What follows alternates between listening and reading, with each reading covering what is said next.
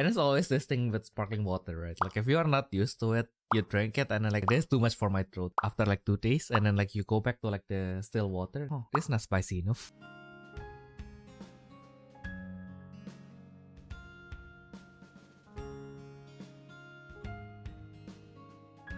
Hello everyone and welcome back to the Refresh Step, where you recover yourself for a main step. I'm your host for today, tomorrow, and the foreseeable future, Theodorlo. And I'm the hottest peddler in the UK and admin of the Battlespace English Wiki, Ayumu. Hello. Hello Ayumu, how are you doing today? Pretty alright. Yeah, I'm excited to see you. Okay. You know, It does not sound very exciting to me. like last week, like these 2 weeks, I have a pretty long break. Don't know why. My boss just say that you can just I will just not give you any shifts, but don't worry, you'll be paid the same. Okay, fine. That works out, I guess. Well, Free money. yeah. So I just like fall back into like a lot of my time consuming hobbies, if you say so. So like last week, you see me relapsing back to Battle Spirits. Yeah. Yeah, so I almost like for every day, and then like, well, not really every day, but like whenever like me and our friend, one of our friends, like were free, like okay, why not let's test our decks, and then especially Parvati just came out, so like yeah, that's that too. So now I think I kind of got like a build that I am comfortable with, so might make a video on that as well after we are done with like the standard stuff. Cause yeah, the pink lady is like the only one that keeps me awake. But also this week, finally, after like I was so done with editing, I was like, like once in a while I have to. So this is not exactly a hobby, but I feel like it's finally time to make some time for my portfolio. So like, why not like revisit like my old project, like the application that I promised Ayumu from like 10 years ago. Well, not 10 years ago. That's too long, but yeah. Basically, one of like the talks is like we hate, like we love the Battlespace English wiki, but like we hated fandom, like the platform that we use for the wiki, right? Like we kind of wanted to move out from there. So like yeah, that's kind of like what we have been always attempting to do, but in the end, like yeah, the problem is like how do we move the data, because like yeah, exporting stuff from wiki, it's kind of painful. So like yeah, it's going to take time, and then like I thought like yeah, we just have standard, like the card pulling standard is like not that big yet. And then I just spent like 1 hour like trying to document everything, and then I was like, oh, Damn. and then like I was like, yeah, maybe I was being too confident, but yeah, still, yeah. And then yeah, I think I kind of got a working copy, but it always feels like whenever it feels kind of hard to start coding, but like once you get into it, it's like yeah, I can go on for like another hour. I can go on for another hour. I can go on for another hour. I think I started at 7:30. Yeah. And then I went to get groceries at 8:30, and then I think like I feel like I had dinner and everything, so I continued at like 10:30 or something. And then I finished at 7 a.m. Yeah. So yeah. I'm pretty much half awake right now, but it always feels good whenever you like feel like you accomplish something, even though like in a grander scheme of things, compared to what I wanted to make, I was like, I think, well, for like the version 1, I think I'm only like halfway done. Like or maybe a quarter, but like it's a reasonable quarter. It feels like it it is like a pretty major quarter, so I feel like it's still okay to kind of feel good about it. Don't know how when Yeah, I yeah, will yeah. be finishing like the remaining 75%. Yeah. But yeah, hopefully before set 2 is out, because like yeah, now it's going to be, yeah, the longer I wait, like the more painful like the databasing will be. Yeah, Mm. I shouldn't wait for it too long, and I wouldn't get like this long vacation forever. Yeah. Yeah. But at the same time, we do still have like the how to play standard video, and I now realize, and I learn myself like why in the span of like 10 years of us like playing Battle Spirits and like making this channel, like why we don't have like how to play Battle Spirits in our channel. Well, technically we did have like a how to play Vanguard, but like that was Yeah, also but Vanguard is way more easier though. and also like because back then I was like, my idea of editing is just like, okay, I will open Movie Maker, I'll trim like the start and the end. So like, yep, I'm just going to make it, and then like I'm not going to do like much in the middle. Uh-huh. But yeah, you know, like but like with edit, like with this kind of work, well, not really work, but like I mean like with this kind of a creative pursuit, like Yeah. once you get to like quote unquote like the next level, it feels like I mean like if whenever I was like make like a free talk video where I just like yeah, maybe I'll just cut it in the front and the end, it's like this podcast is like the most I could go for.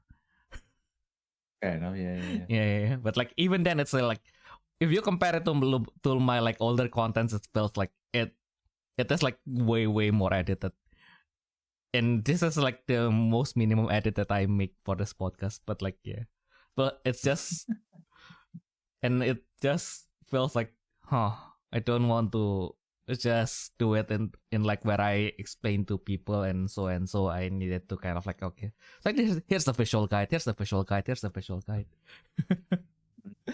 Yeah, and then I just shot myself in the foot again, because like recently I'm trying to do this dual camera thing, and and it's been like a pretty frustrating sometimes, because we do have like one video where we couldn't get it out uh because I messed up and I forgot to turn on one of my camera.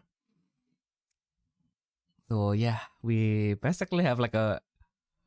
have a footage of me just talking to myself, because like my like I was like with Ayumu and like several of our other friends, but like their audio is like in the other camera that I didn't turn on. So it's like couldn't have yeah, I was so gutted, like then like in the same evening, I don't know why, but I was like, yeah, might as well like do the other unboxing, and then like that's a very short unboxing, so I probably shouldn't really hold myself like to that high of a standard, but still I felt like that unboxing, I really didn't feel it, because like yeah, my mood for like not pressing record was just like in the Mm. ground.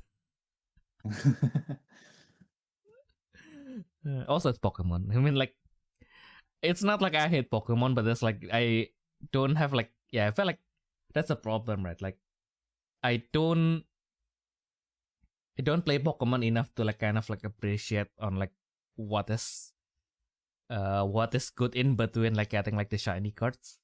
Like yeah, we did, Yeah, you do. yeah, You need me in your Pokemon unboxing videos. exactly.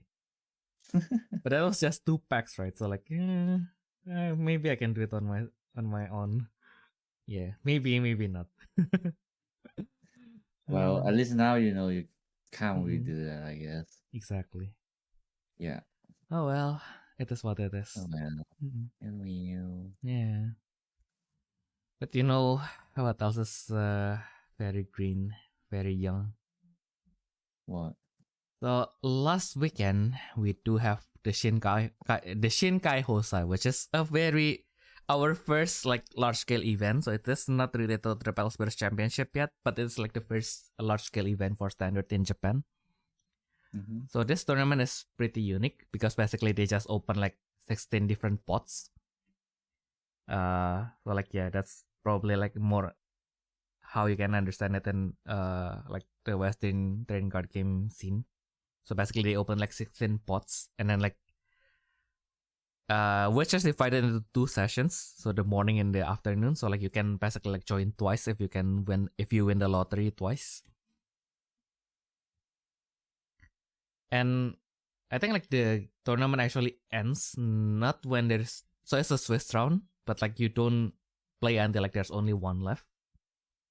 Because like I think like one of like the winners like they shared their like the last standing, and then like the second and third place are actually at 6-0 as well.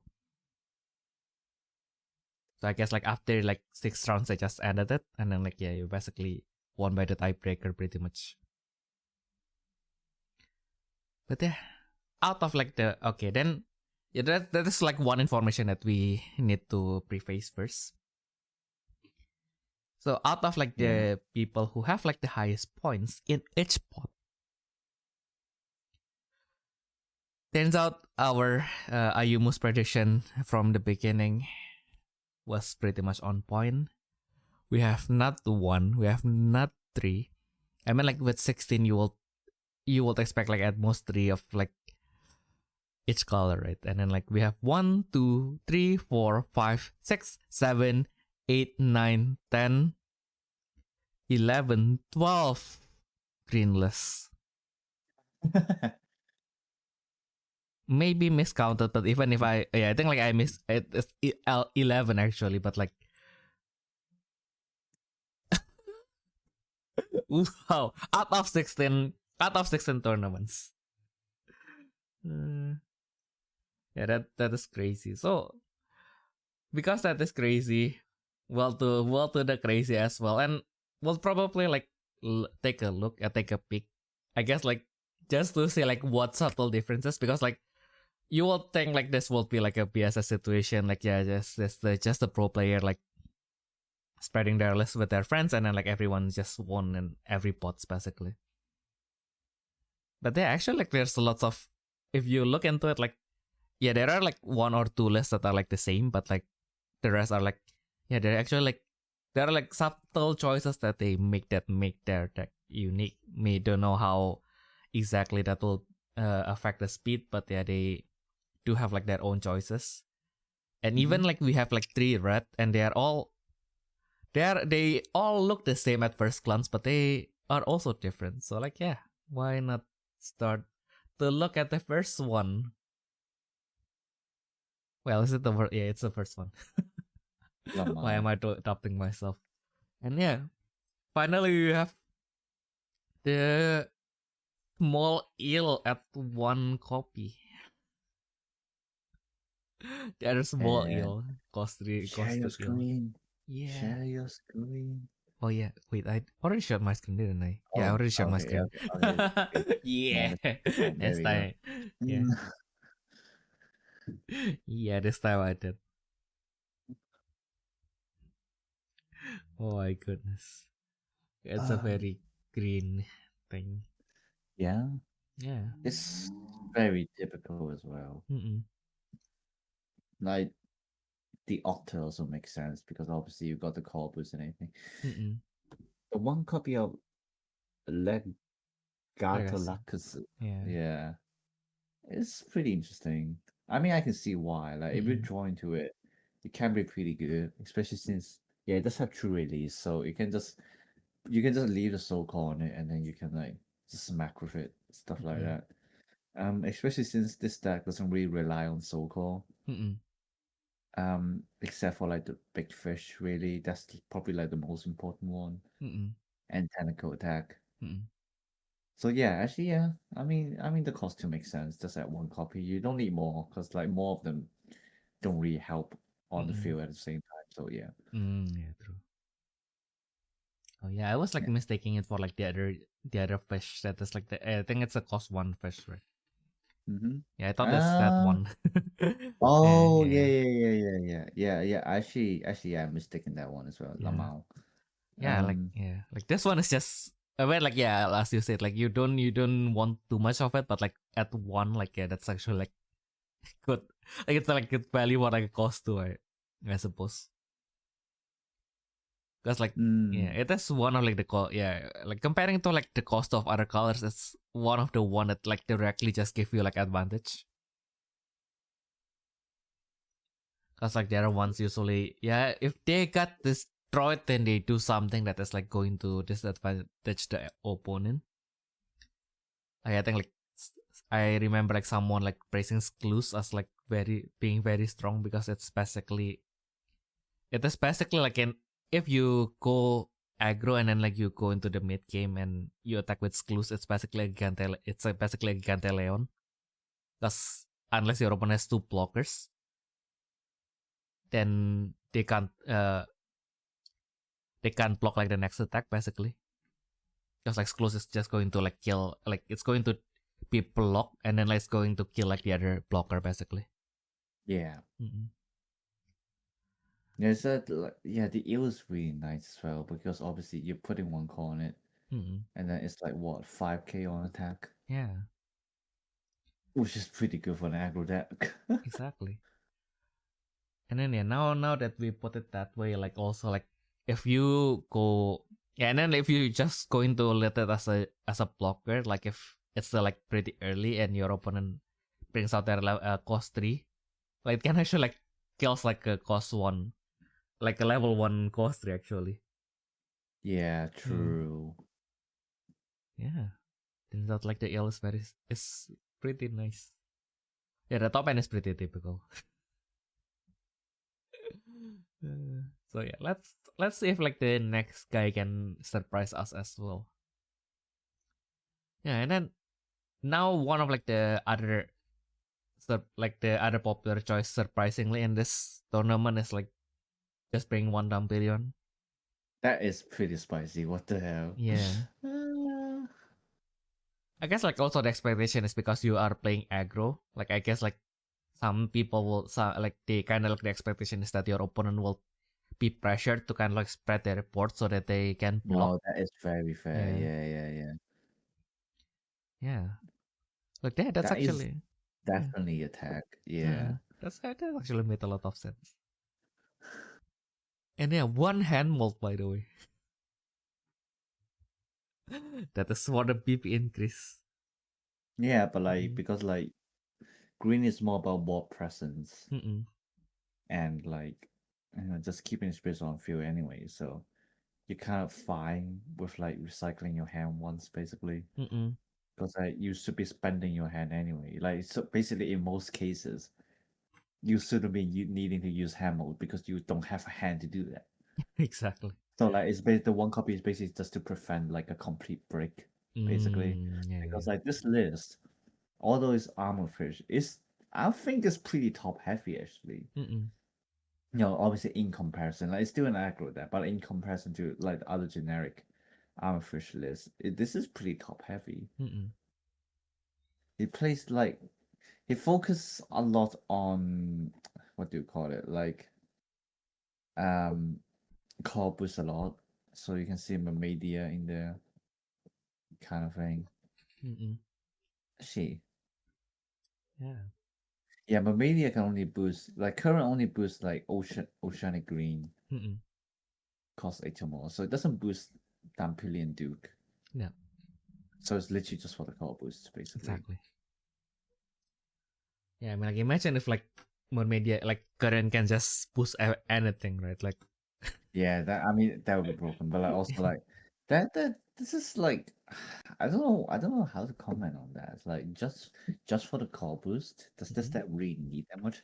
Like if that's the case, why not just play more Saraka than the Otter? Oh yeah, actually, like I think like one of like the pro player kind of commented that because like like the one of like the unfortunate thing is like the name Saraka is like pretty much close to like one of the pro players name, right?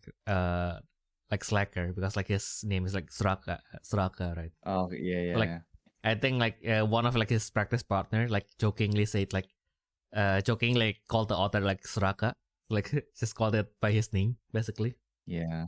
And then like when they were playing, like he was testing and then like he found it like yeah, I don't know why, but like I don't think like slacker like Suraka is supposed to be at Saraka is supposed to be at 3. Like basically that's his opinion, but like he's basically saying it as like, yeah, Slacker is weak. And then it's like Slacker was like listening to that and it's like, what the fuck did you just say, mate? Yeah.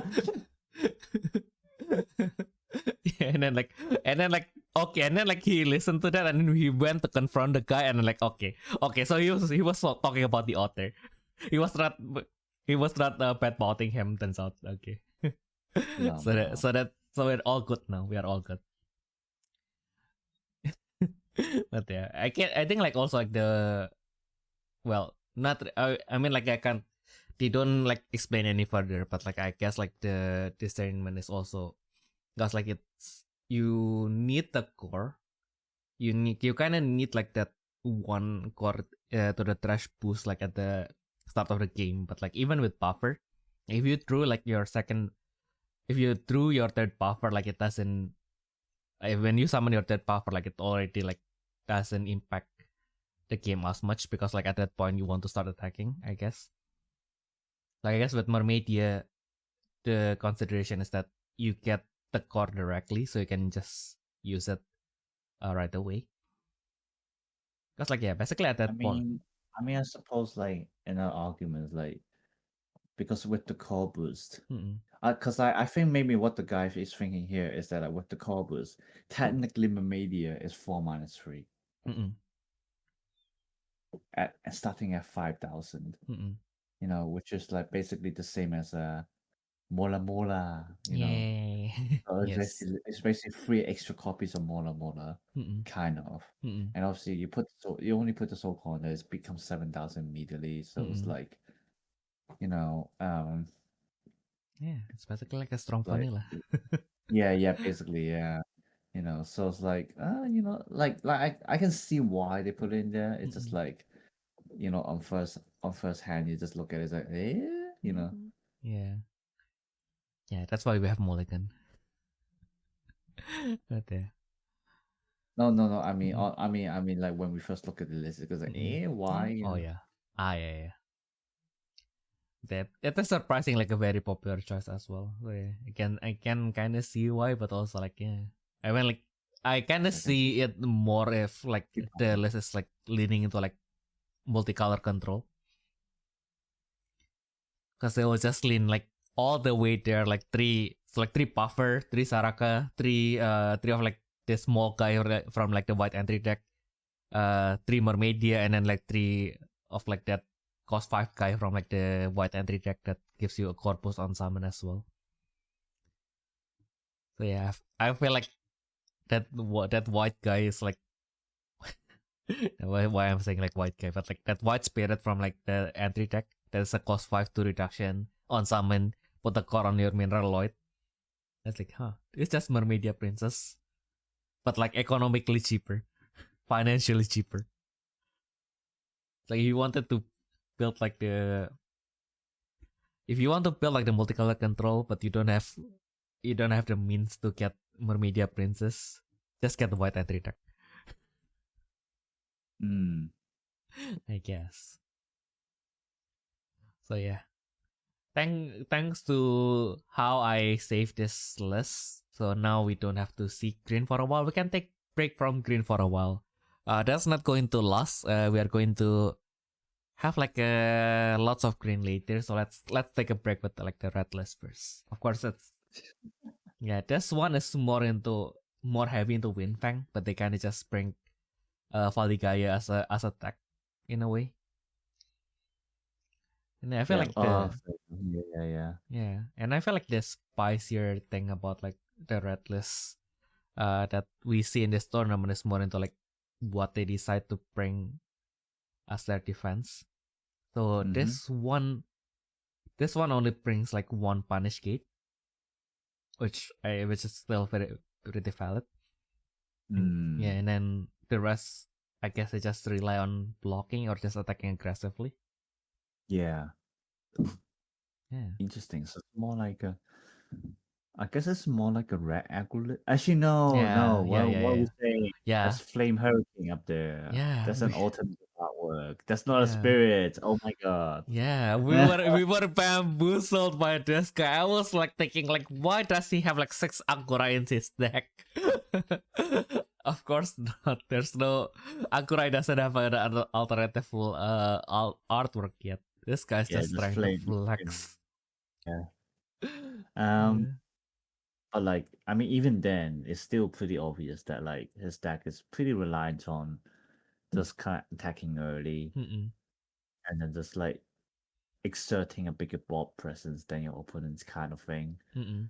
You know, you can see he doesn't even play that many Nessuses, which Mm-mm. tells you that he's very much relying on symbols from spirits. Mm-mm. I think also the other reason is he's probably expecting other people to play Brick Claw as well. Mm-mm. So relying on Nessus is just a bad idea, especially in mirror games Mm-mm. where you just get Brick Clawed a lot more often, probably, Mm-mm. or at least that's probably what he would be expecting. I feel like, yeah, Mm-mm. Yeah, I think like one of like the there's also like Slackers from like Slackers opinion, but like he like basically he said that now the problem with Nexuses is like you don't really summon like that much postcard, right? And like most of your postcards have legacy anyway.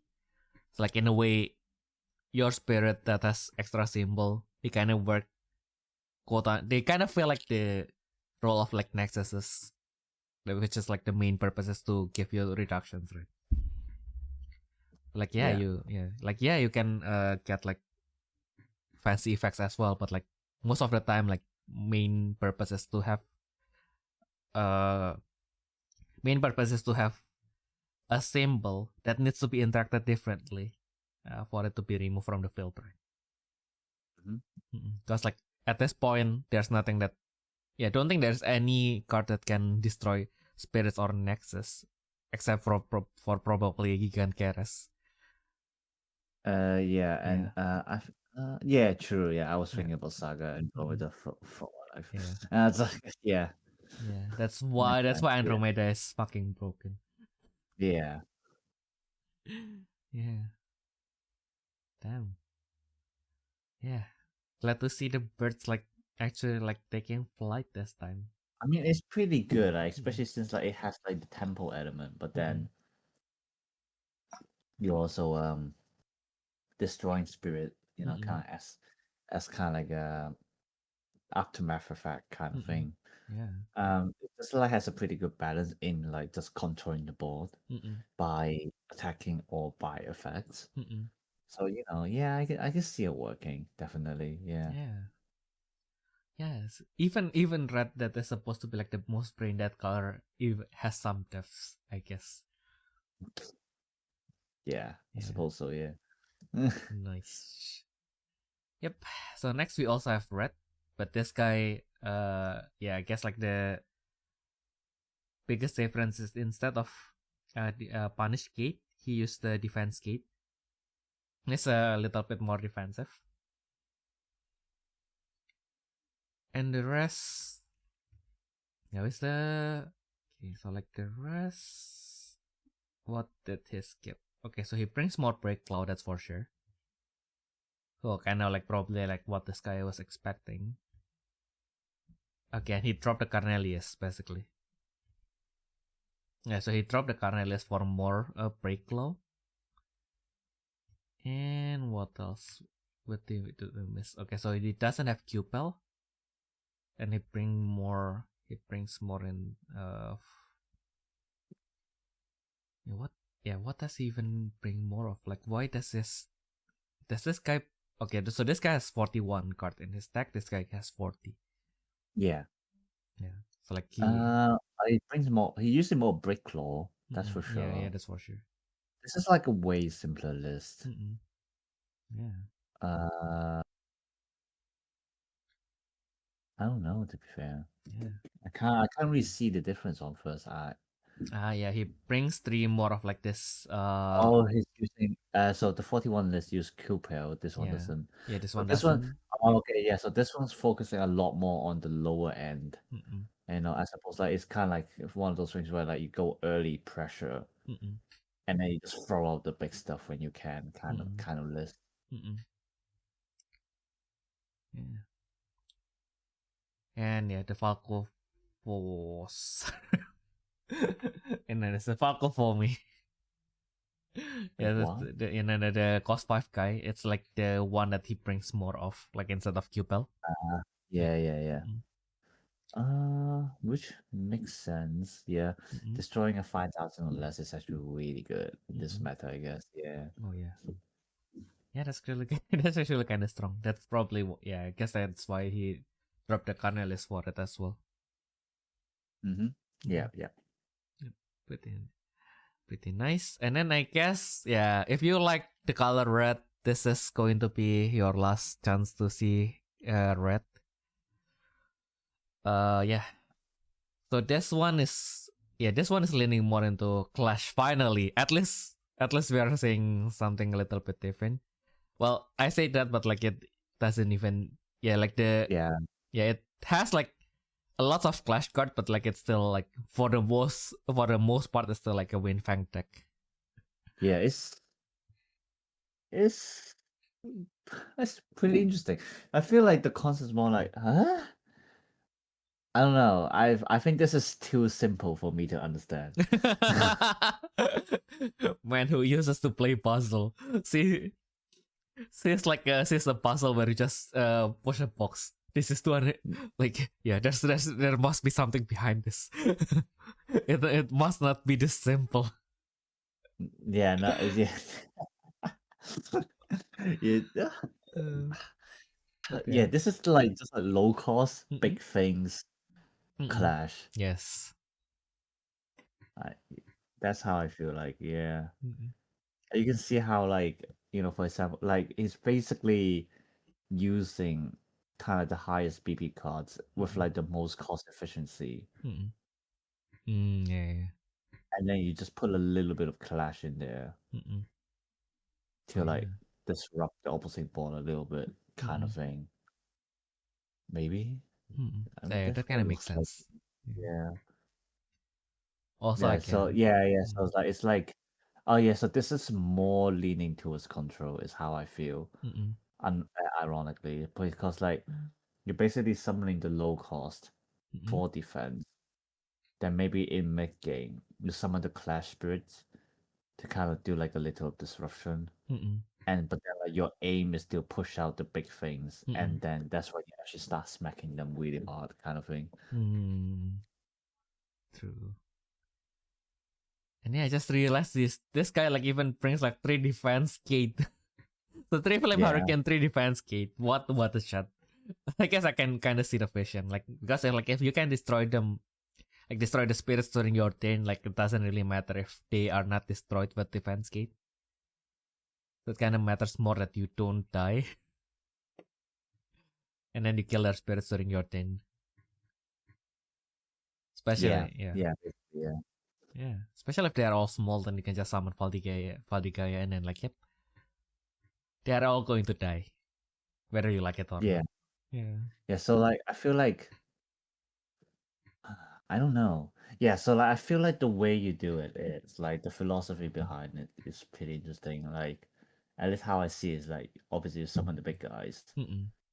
which stops your opponent from attacking. Mm-mm. But because they're not attacking, it means you can summon the clash spirits and then smack into them. Mm-mm. So it's basically slows down the opponent a lot Mm-mm. because like what it means like your opponent cannot set up at all. Like they want to summon a spirit. Yeah, I'll summon a spirit. I want to tap. I want a symbol for next turn, and you just go clash. No. Yeah, yeah, yeah. Yep. And that would forces them to like kind of starting off the bat is to save the cause just for the bigger spirit. Mm-mm. But then like, obviously this gonna be really hard for them because if they just play Nessus and don't attack, Mm-mm. then you just go yes, smack for life, kind of thing. Mm-mm. Um, So like it basically forces them to.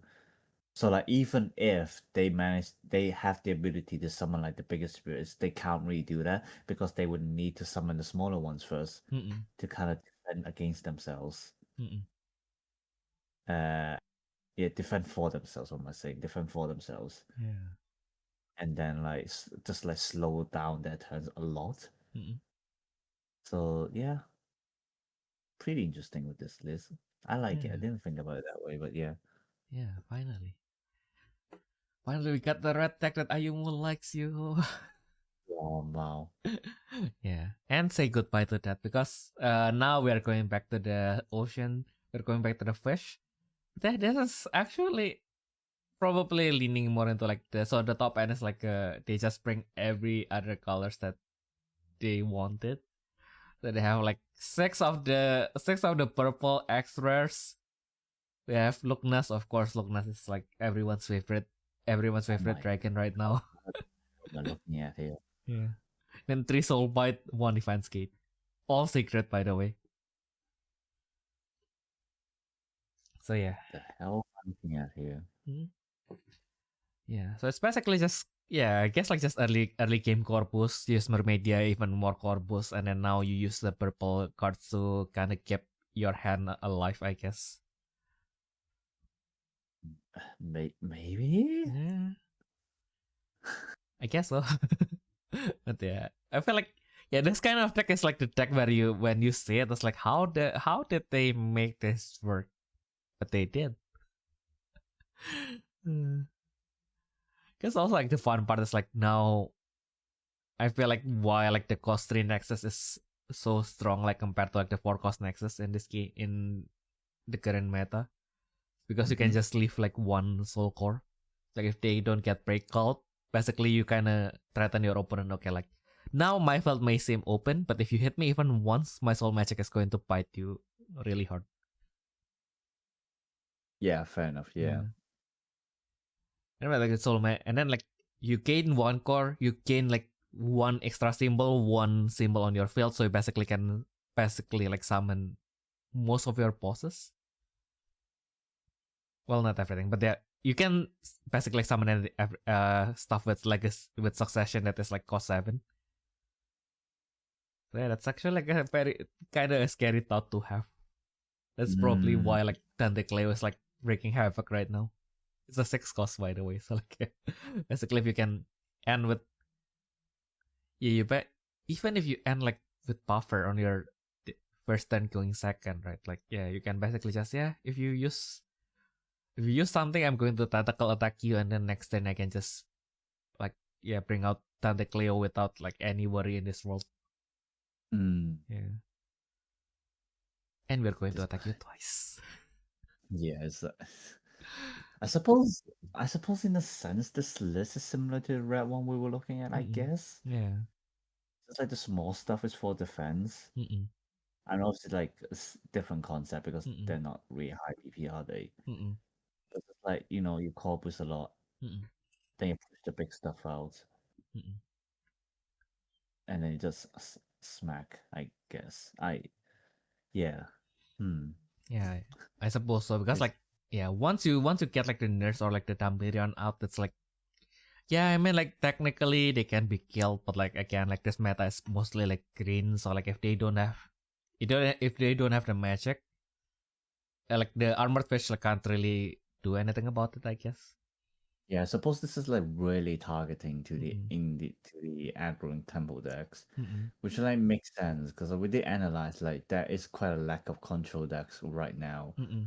Like there's pebble control, but it's just shit, you know. Uh, Yeah. yeah. So which is why I mean we're basically looking at a control deck here, but like this is why people just like mix all kind of stuff, Mm-mm. you know. Yeah, I guess that's the era of like the green like well, I guess if you want to play control, this is the era of the green ram control, I guess. Yeah, basically, yeah. Yeah. Okay, so let's see what the next guy have in store for us. I guess this is subtly something that we have seen before. Uh, mostly armored More fish. fish. Yeah, have we seen this list before? I feel feel like we have said this list before. It's just like the hammerhead shark is like a hammerhead shark and like the basically like some of like the extras from the booster packs. They are all like the secret version. But like Yeah. I feel like I'm having a deja vu right now. Yeah, maybe some subtle differences like they bring like two Saraka, but like Yeah, they focus more on armor fish here. yeah. Probably because like most supports are armor fish. Mm-mm. And obviously Salaka is still 3-1, so Yeah. Yeah, I mean like again, like if you have too much it's not good, but like kinda the goal is to get like the first one on your first thing. yeah, I Yeah. suppose it's one of those things where like you just need Puffer or Salaka. Mm-mm. So 5 copies and then just and to have at least one in your starting hand with a Yes. mulligan Yes. if you needed to. It's probably pretty high chance to get it, yeah. Yeah. The only way it can get bad is if your first five top deck is like 3 buffered to Saraka. Nah. Yeah. That's probably why it's like probably like if your deck doesn't really rely on like big spirits, like not a good idea to have like 6 of them. But yeah, some people went to 9 with the white guys or like with the white spirit from like the entry deck. So like yeah, it's your choice really. Nah. Oh wow, where have I seen this list before? Oh god, yeah, like it's very interesting how like people alternate between having Galisaloto Mm-mm, and not having it. But I mm-mm, can see why, because that is basically the pseudo clash mm-mm, or like aggro decks, mm-mm, basically. mm-mm, Like, cause at the end, with yeah, like, so yeah, I suppose it's to control some board, especially when you're facing another aggro deck. mm-mm, Like, so basically, the best I would say, in my experience, when you're doing like an aggro mirror, you basically the swap to control style, kind of, or more like mid range. mm-mm, I would say it depends. It really depends on the board state. Um, but like these are where like Galisaloto, would comes in really handy because it gives you like that little bit more control. mm-mm, And if your opponent is running out of hand faster than you do, then like you basically wins the game. mm-mm, You know, like aggro versus aggro, you lose the ball presence. You just lose, mm-mm, kind of. So like yeah, and obviously with green, there's really no removal. So realistically, that shark is your only removal, really. mm-mm. True. Yeah, that's that's really interesting. So let's see what how the next guy can. Okay. Don't yeah. I need to be not too happy. This is the only yellow list in the, in the whole tournament. But yeah, this guy actually like can this might seem basically just a starter deck with a different with some cards from the booster pack. It's literally just the Just cost one. for dragon, Yeah. which is actually really interesting. Not gonna lie. Yeah. And this is literally my list from our previous episode, by the way. Uh Yeah, not one to one. Like some of them are different. Yeah, it's yeah, because like I prefer weird guild instead of like the cost for dragon the divas. But yeah, still for the most part it's it's similar. But yeah, I remember like reading this guy's because like this guy kind of shared like his thought in his blog about like how he built the stack. okay. Yeah, and basically he thinks it more into like more like basically like more into control.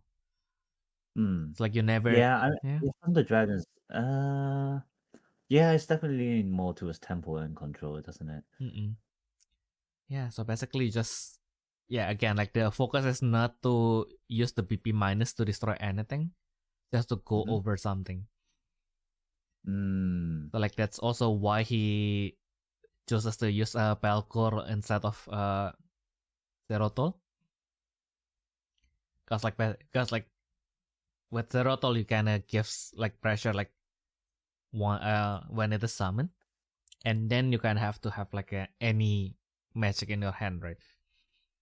Like with Paracle, you basically once you get it out, if your opponent cannot remove it, then like every turn you basically just get like a plus 2000 BP to all of your spirits, and they cannot really like Mm-hmm. bring out like anything that is too small because like it will just get killed by Paracle. Mm. Yeah, so that is an interesting thing, and yeah, most of them are pretty intuitive, and so Loch-Ness is basically because it's really big. So with Paracle and your magic, it can take down anything that is 10k or lower, pretty much on level Mm-hmm. 2. Mm. Yeah, Devas is basically also because when it is attacking, it might have only 6000 BP, but with only one core, it can basically like take down anything that is 8k or lower. Cause like Mm-hmm. yeah, these two in particular, like the cost force, like they both have all of the cost four have extra symbol, right? So like doesn't really, I mean like in the long run it might matter, but like in that short term, like it doesn't matter as much that they die because like you can use the like all of the top end have legacy anyway. So like even if they get destroyed, then you can just you take down one of their spirits as well. That's like kind of like the what you want to do because like you also like all of your PP minus magic except for Triple Thunder are really cheap as well. So like that's generally not going to be a problem. And then you can just bring out Loch-Ness to kind of like control the airport even more, and then you just hit once every turn. And I guess like also like the one thing that after I try to goldfish with my deck is that Loch-Ness might have only like 9000 BP on level 2, right? So like the problem is if you attack and then you attack one more time, and then now your opponent can play like Flame Hurricane, right? If you are playing against red, and then you can destroy Loch-Ness with the Flame Hurricane, and then like what is like the solution to that? Yeah, I'll just attack once and then like go to my main step too. Like now now my Loch-Ness is exhausted, so they will need two cards to destroy it pretty much because they will need one Spirit with Clash and one what was her name again? Restiel. So they will need two cards. They need to exhaust two cards to destroy Loch-Ness. Mm-hmm. So like for the most part, like Loch-Ness is not going to go away, and then like it's going to like chip through their port like once everything. Because like yeah, again like even if they don't like if even if Loch-Ness doesn't decrease the opposing life, like it's going to give like minus 4000 to one of their spirits. So like yep, now it's like there's almost it can beat like a lot of things. Like it basically can take down anything that is like 12,000 or lower, even 13,000 or lower if needed. So yeah, that's uh that's a Death of Thunder Dragon that I never thought it would have. And yeah, that's Mm-hmm. very interesting. It's a lot of it's a lot of good lists to take reference from here. Yeah, I'm kind of itching to play a few games now. exactly, exactly. So hopefully I can find some ship ticket next week so we can meet. Wink, wink. Wink, wink. Yeah, I'll just bring like all the standard stuff. I guess I don't have much. That's like I realized, right? Like I missed like lots of the comments, so I cannot build my Rumble deck unfortunately. Because like No. you remember our discussion, like one of the what is the advantage of building Rumble? You don't have that much high rarity cards to rely on. But that's also like the reverse is also true. Now because I only opened one box, I look at my box result and then only have like one copy of each common. I was like, oh my god, it bit me on the back. Uh, Oh god. exactly. Yeah. Yeah. Yeah, But yeah, but actually, when are you gonna really put this podcast on? I actually don't know. it's probably going to be tomorrow. Tomorrow. Yeah, yeah. Yeah. So for those who are also going to Utrecht Pokemon Regional this weekend, Mm-mm. I will be there. So I don't know how many people are actually listening to this, but just so you know, I will be there. We can meet up and all those stuff. We'll be. Yippee. Yeah, meet Ayumu. He didn't have any standard yet, I guess, but you can meet him nevertheless. We can play Exactly. Eternal together. We can play some Pokemon. I'll be playing Dragon Yay. Ball. Yes, Yay. the tier 0 meta. Yay. I think we should stay with Paul.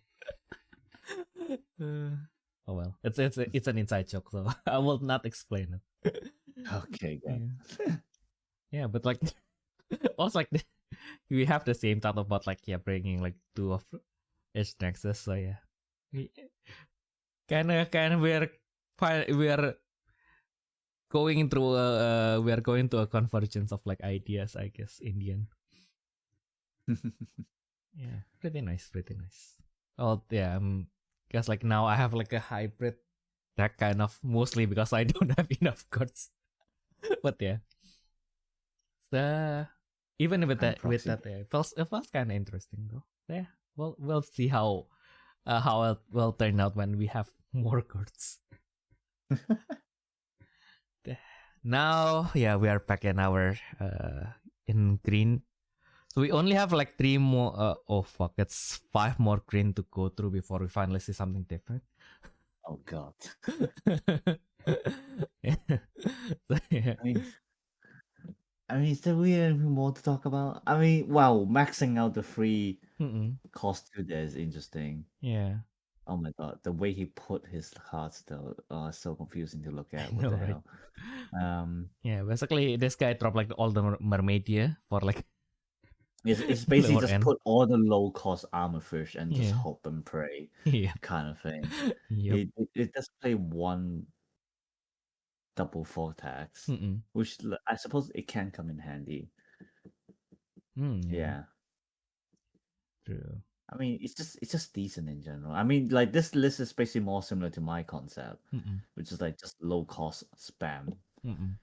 kind of thing. I don't like the fact it's only two Mola Mola though. I feel like Mola Mola has to be a free. Mm-mm. Maybe like Yeah, one less it's Raka. it's interesting to see Mm. how like uh every list is always free Dante Kaleo, Mm-mm. which I suppose is like just for consistency reasons. Mm-mm. Yeah, I suppose in that case it's really hard to say what should you take out for an extra Mola Mola. And Mm-mm. personally, when I look at this, I would say maybe minus one tentacle attack would be how I feel, Mm-mm. but I don't know. Yeah, or maybe one less Thorax, I guess. like a like Yeah. yeah, but like in this case, like the point is like yeah, low cost Mm-mm. spam, kind of thing. Yeah, So yeah. it's really hard to say, yeah. Mm-mm. Yeah. It's yeah. I mean like but yeah, it's again. I mean like I kind of played up my disinterest, but like yeah, it's actually like interesting to see like how like this list like just by changing like one or two cards that you can kind of like see how they can play like very differently. Mm-hmm. And yeah, this is just that one by the way. So we'll and we are going to get like the Kamen Rider cards soon. So like yeah, that's a lot of things to be looking forward to. And yeah, oh lo and behold, it's another grand list. Yay! Oh, fish, Yo, fish. fish. This one brings less Mermaidia Princess for more double vortex. Yay! Yeah.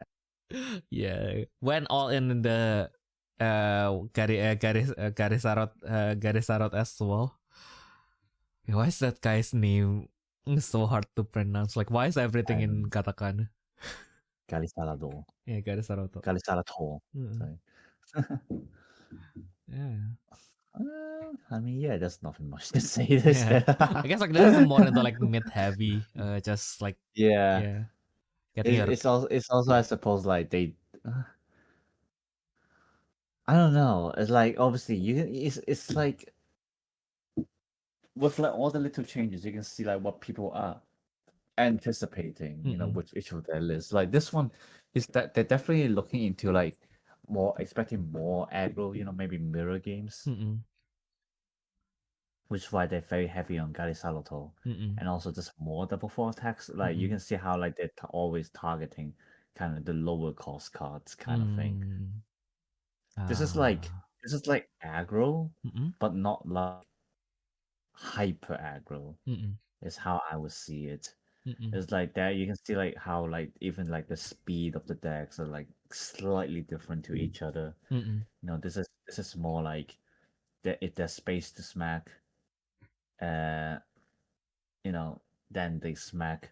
But then like it's like they're expecting to see a lot more, even more aggressive decks, and then they choose to go control.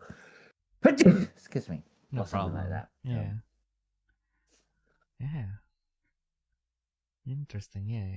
Yeah. I can kind of see the vision here. You can basically use your cost for to get like one attack in, and if they try to aggro you back, then you just double vortex them, and then you just bring out all your small stuff, and then like yep, and your opponent just dies. Yeah. Yeah. Damn. So much depth. It's as if the deck is based on water or something. so so much depth in Unga Bunga. Exactly. So much depth. As if the deck is a team after ocean or something. Huh. And yeah, lo and behold, more green decks. Yay! This guy went all in the Davirion attack though. Like the other guy, Lamau, yeah. yeah, the other Oh guy's my just like god. a spicy one off. The other one like leans like okay, here's more purple, so it's kind of acceptable to bring three. Like this guy, it's just like all green and then like three Davirion. Damn. Yeah. One mola mola. One mola mola, One three more Davirion. unacceptable. Yeah. Exactly. Could have just taken something else. Yeah, because like the only way this guy can go even more all out is to replace the vortex sweep with double vortex. But damn, this guy's just like, yep, I'm just going to play a little bit faster. If my opponent tries to go also fast with me, I'm just going to dump it on them because why not? Hmm. Yeah. Welcome to green where core barely mattered, but your hand is very sad.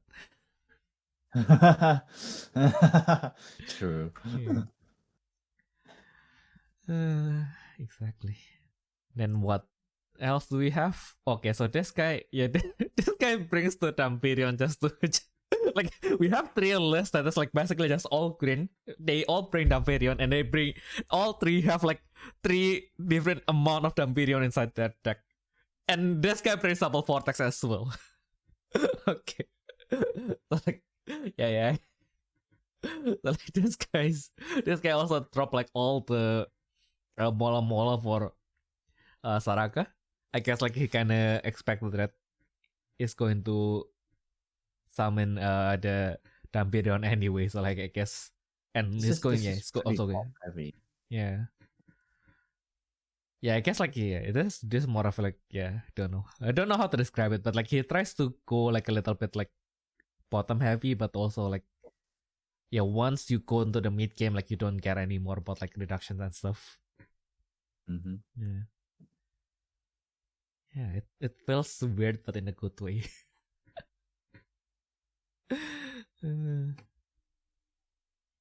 And yeah, oh my god, what a surprise! More grand list, yay! But yeah, I feel like this one we kind of seen before, I guess.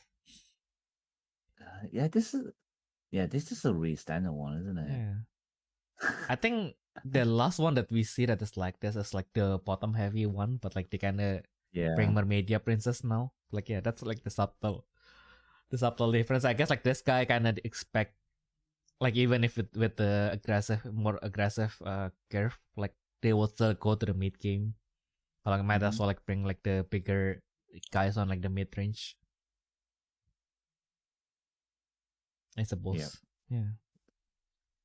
Yeah, it's interesting to see how like the personality actually come through when you don't have infinite draws. When you have infinite draws, then actually like yeah, now I can kind of appreciate like the fact that we don't have infinite draws in this in this format.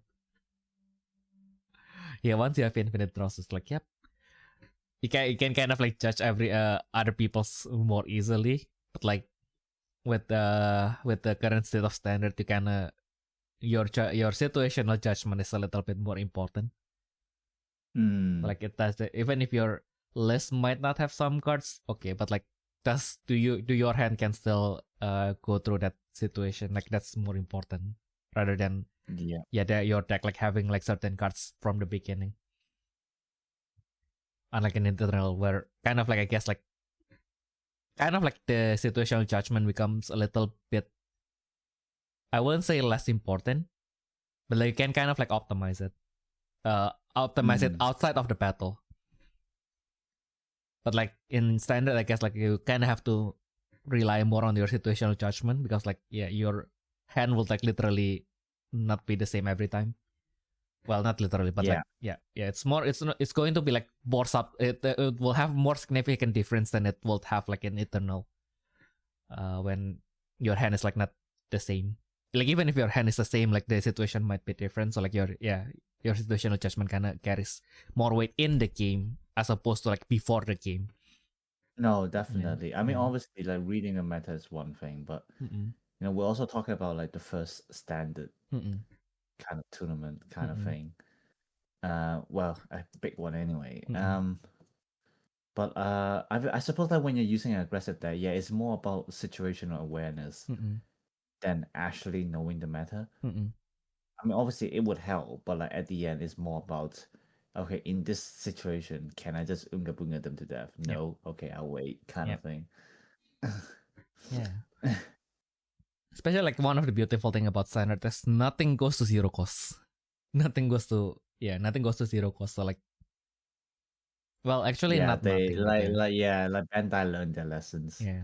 And like honestly, like with how standard works, it's like it became just like a really healthy Mm-mm. meta game state kind Mm-mm. of thing. Cause like the fact that there's no, to be fair, is there even any cost zero? I don't think there was.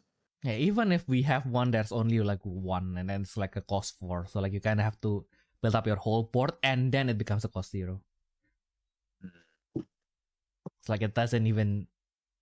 I mean, like it still helps, but like it also like asks for like lots of investment. So like it's kind of like fair in that sense. It's not just like 2 minus 2 and then like yeah, and then like go back to Oviraptor and then it's just like one cost zero reduction and no repercussions. Mm-hmm. Yeah. Yeah, and obviously the second thing is again with the introduction of main step two, it means that like aggro decks cannot be very overwhelming Mm-mm. because like what it means like the other decks it allows them space to like attack and then also do some defense. Mm-mm. So it's like in general like it's surprising how well they did with like the standard format honestly, and Yeah. obviously with the players as well. Mm-mm. I mean, yeah, we kind of joke about seeing all the green lists all the time, but like even then, you can see how like there are some like little variants here and there, Yeah. which is like it's just really nice to see, how people's creativity really coming out. Exactly. And yeah, speaking of like one of like other also like the other thing that they added, like the soul magic, in a way it kind of plays the role of burst, right? But Yeah. also like because precisely because they have like lots of restriction, like it's not just like okay, I'll just set the burst and pause, and then just destroy with the opposing whole board. Like it's nothing. Like you kind of still have Mm-hmm. to have your own board, and then like yeah, basically, but also like it still has like the flexibility that like the like burst doesn't have because like it's still in your hand. So like okay, so I Mm-hmm. might not have like anything on my board, but like my opponent is like hitting me enough, and then now I have enough cards to pay for it, and then now I can just use it. I guess like that's Basically, one. yeah. Yeah, that's one of the interesting aspect of it, and yeah, I really like it. Mm-hmm. Cool. Yeah. Okay, and our reward for like appreciating that difference is like finally we are seeing blue, and of course it's Yo. our beloved Rumble. Yay! Yee. Yay! Yeah, and I love like how Gigantaleon is basically the tech and blue to like destroy stuff to remove blockers. Yeah. I like it. There's Mm-mm. some generic cards going on here and there. Yeah. Yeah. I wouldn't say like it's a well. I mean, like wouldn't. I said, I said like I wouldn't say I did not expect this because I feel like this is pretty similar to what I wanted to build as well. But yeah, it feels nice to be validated, isn't it? But but yeah, even then, like there are differences. So, like yeah, I feel like finally blue is leaving its mark when white and purple fails completely. It's God damn it. like the concept for this list as well is like Mm-mm. really simple. Yeah. Obviously, the Rumble Nexus is you max them out. Mm-mm. Barrage Forest, pretty Mm-mm. obvious, is for Sturmlands right there. Yep. Um, there are three Sturmlands, by the way, but one of Mm-mm. them is like Yeah. alternative Yep. artwork. Mm-mm. And then like Intentional Spirits is it's just really simple, basically. Obviously, you've got the cost two for core boost, Mm-mm. always always nice. And the cost threes are only there because they're cost threes, Mm-mm. basically. Um, I'm I'm surprised they're not playing the Mushroom Man, because isn't the Mushroom Man's like 3 -2 or something like that? Oh yeah. I guess also because like the bear is like what makes like the bear really strong is basically Oh yeah, yeah it refreshes itself. the Yeah, pressure yeah, yeah. Okay, itself. yeah. No, that's fair. Yeah, yeah. I Mm-mm. see it now. Like, because I thought the other cost three is also Rumble, but no, it's a core boost card again. Yeah. Okay, yeah, yeah. Okay, yeah, that makes a lot more sense now. Yeah, a Mm-mm. lot of core boost. Like the only cost tree there is one with additional effects. So basically, this guy wants the maximum value Mm-mm. out of all the cards. It's like, if you only have Rumble, you're not gonna work. Mm-mm. It has to be something else. And Yeah. but the refresh makes sense because obviously blue would be lacking quite a bit of defense, Mm-mm. especially with Rumble, where in early game you just kind of want to start attacking already. Mm-mm. So yeah, like the little, do we call it a bear? I guess it's a bear. It's a bear. Like the bear. So yeah, the bear makes sense. And the cost for Rumble makes a lot of sense just because of the filter right there. Mm-mm. You draw two, return to the bottom. Mm-mm. And cost 5 Ganesha also makes sense. It's really good. Rumble 5, I think it was. Yep. And then Oh yeah. obviously with the on summon to destroy cost 3 or less as well. Yeah. It's just really good. I mean, I Mm-mm. suppose in a sense as well, like the reason why they're trying to avoid a lot of the cost-free rumble is probably also because how in the meta right now, a lot of the cards are just like removal effects just targets cost-free or less. Mm-mm. That's how I would see it. I think. Mm. Yeah, yeah, Uh, and then like Panda, nothing much to say. Just mm-mm. search. Yep. Obviously, you got the boss, and then like the tag card, and Mm-mm. Gigan on, yeah. Yeah. And then like yeah, and so like it's really straightforward as a list. Mm-mm. Yeah. As straightforward as the keyword itself. How poetic. Nah, Yeah. I mean to be fair, the keyword itself Yeah. isn't really that straightforward. Oh yeah. Honestly, Yeah. It's a we got too many people asking about it. yeah. It's a yeah. It's a yeah. I said that it's straightforward, but it's also like yeah. It's the most egregiously worded. It's like the yeah. It's really well. I wouldn't. It's not intuitive. Yeah. That's the word. Oh my goodness. But yeah, we are actually like finally in our last of the day. We are finally back to the grand list with one Davirion. But this one we have no more media princess, so it's just 3 Puffer, 3 Saraka doing Mermedia Princess's job, and they just went all out to one Dampirion, one double vortex. Basically, just go, just swing, and then if your opponent tries to retaliate, then you just Dampirion them, double vortex them. Yeah, make sure they are not alive, and then just bring out Antecleo, I guess. Yeah.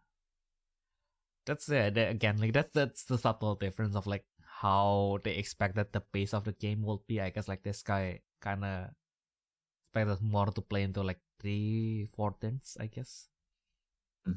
Yeah, it feels weird that after like yeah, I guess like after 11 list you can kind of like feel like when they kind of expected to win. No, I don't think it's my judgment will be accurate, but like I feel like I can kind of make some degree of approximation now that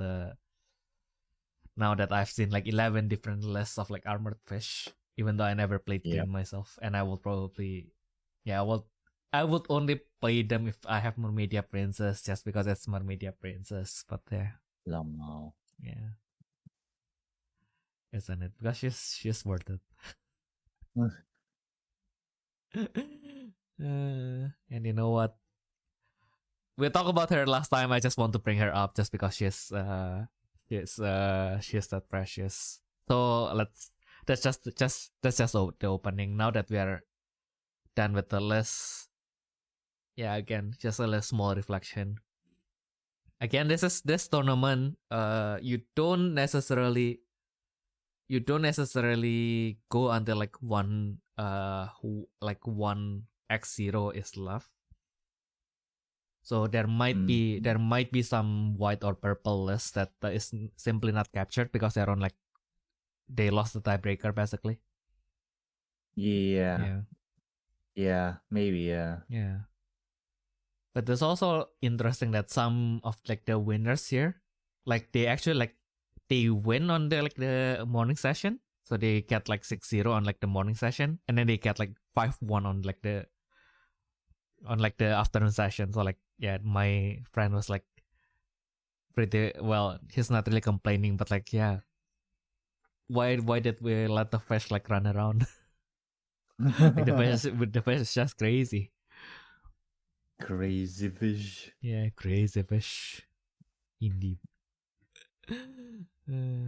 We'll see how the reign of the fish will end eventually.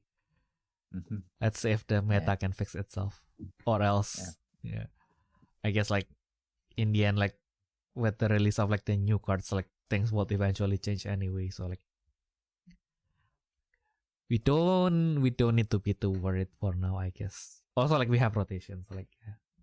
If push come to shove, hopefully they learn from their mistake. Don't make a second armored fish on like block B.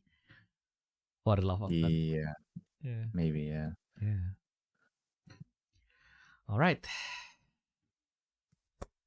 So yeah, and last week, why we have like that much tournament is also because Japan has this thing called like the Golden Week, in which they have like that's basically a fancy word for their only long weekend of the year.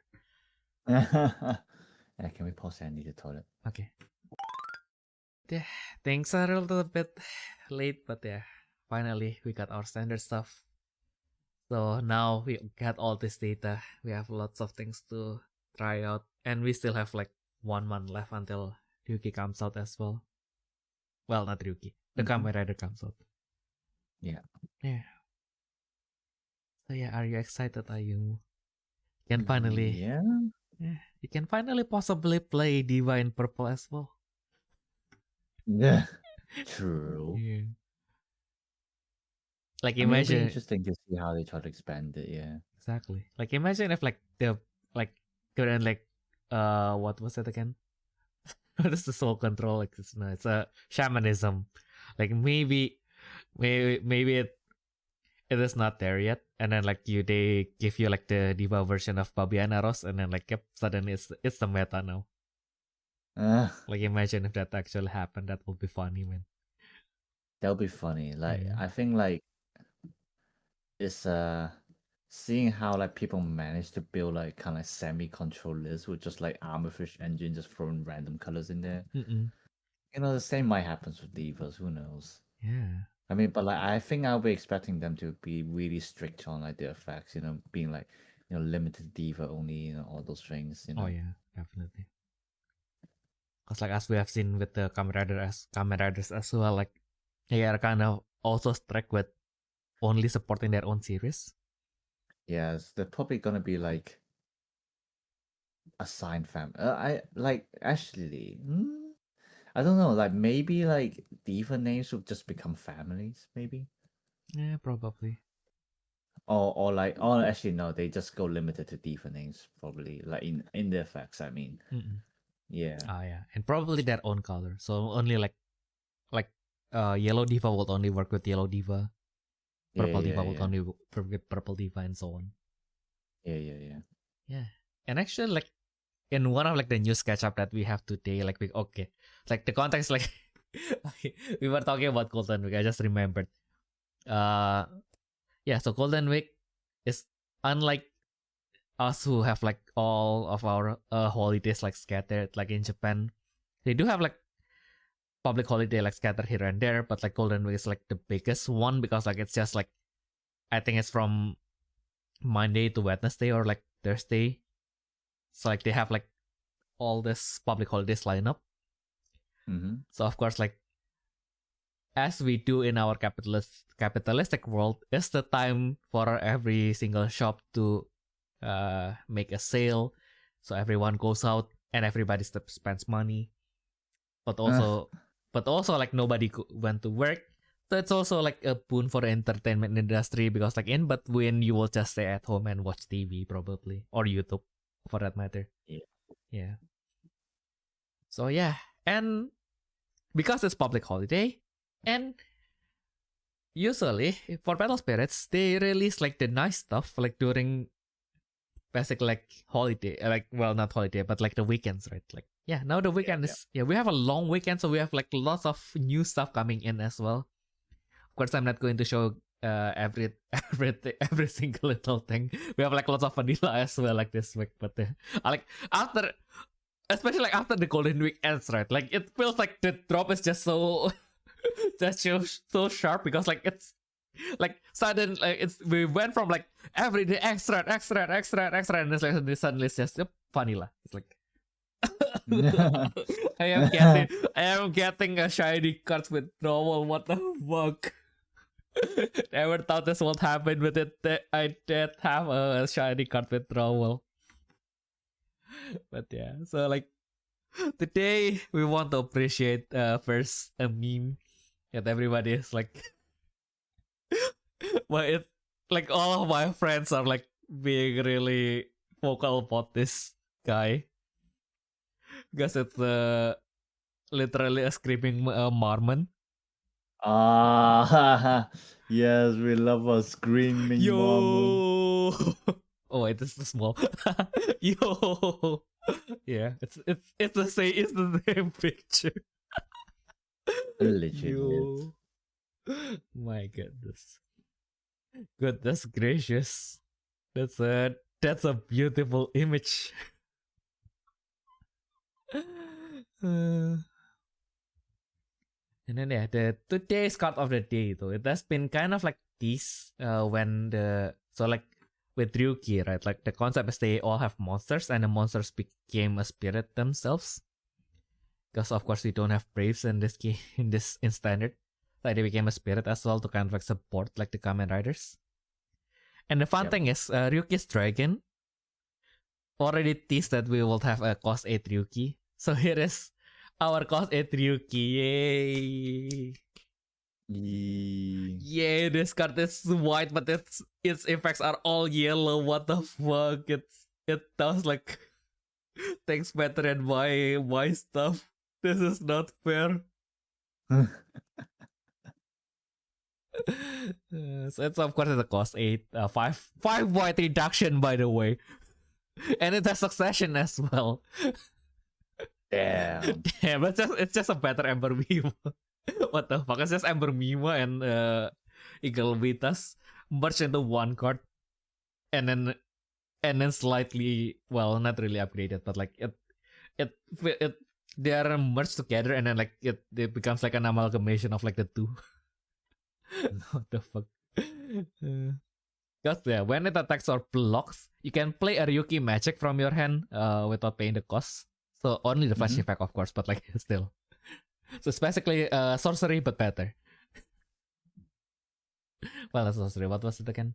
Yeah, so magic rate. What? Yeah, magic. Magic rate. Yeah, magic rate. Yeah. Yeah.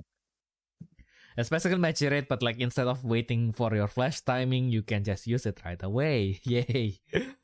And then level 2 with true release, of course. When attack once per turn, when you use a magic, During that battle, the spirit cannot be blocked. Typical white, isn't it? Yeah, isn't it? But it's like because like of the condition for you to have to play magic, it feels like yeah, this is just eagle meat. This is what like every what should have been. Why are you taking this from us? But yeah, it is what I guess like the intended purpose is they're going to give you some sort of like refresh magic. Like kind of like Mm-hmm. yeah, maybe on the late game you kind of Maybe, yeah. yeah I feel it feels very broken though if they give like refresh magic. yeah, or maybe it will prevent like further attacks, or it's going to be high cost. So it's going to be like there's some restriction, not something like regain. No, but Yeah. like even then, like even just for this deck, Mm-mm. like, it feels like having like just like a refresh magic and then allowing you to do it basically unlimitedly is feels very strong. Oh yeah. But yeah, I mean, yeah, yeah, maybe. Because like I feel like in my head, like kind of like what they kind of wanted to do is just yeah, you use the refresh magic, prevent it from attacking, so you just can leave it as a blocker for next turn, I guess. But then yeah, then it can use that effect again when blocking. So yeah, I guess I can see the problem. Because like even then you can just use the magic again, refresh itself, and then like okay, do you have another one, another copy in your hand? Yeah, I do actually. So yeah, yeah, I can see where it becomes a problem. Sorry about it. Yeah, so far we do have like shoot fan, which directly this return one thing to the bottom. It's one small thing, but it just returns to the bottom, which is kind of crazy. Yeah. Yeah, because it basically yeah now that because like we have seen like the list for like the for the tournament, and yeah you see most of the cost 4 or lower their level 1 BP is like 3000 or lower, so like basically yeah you it is only like 3000 or lower, but you can basically like remove any single cost 4 or lower spirit, which is kind of which is still kind of mad. Yeah.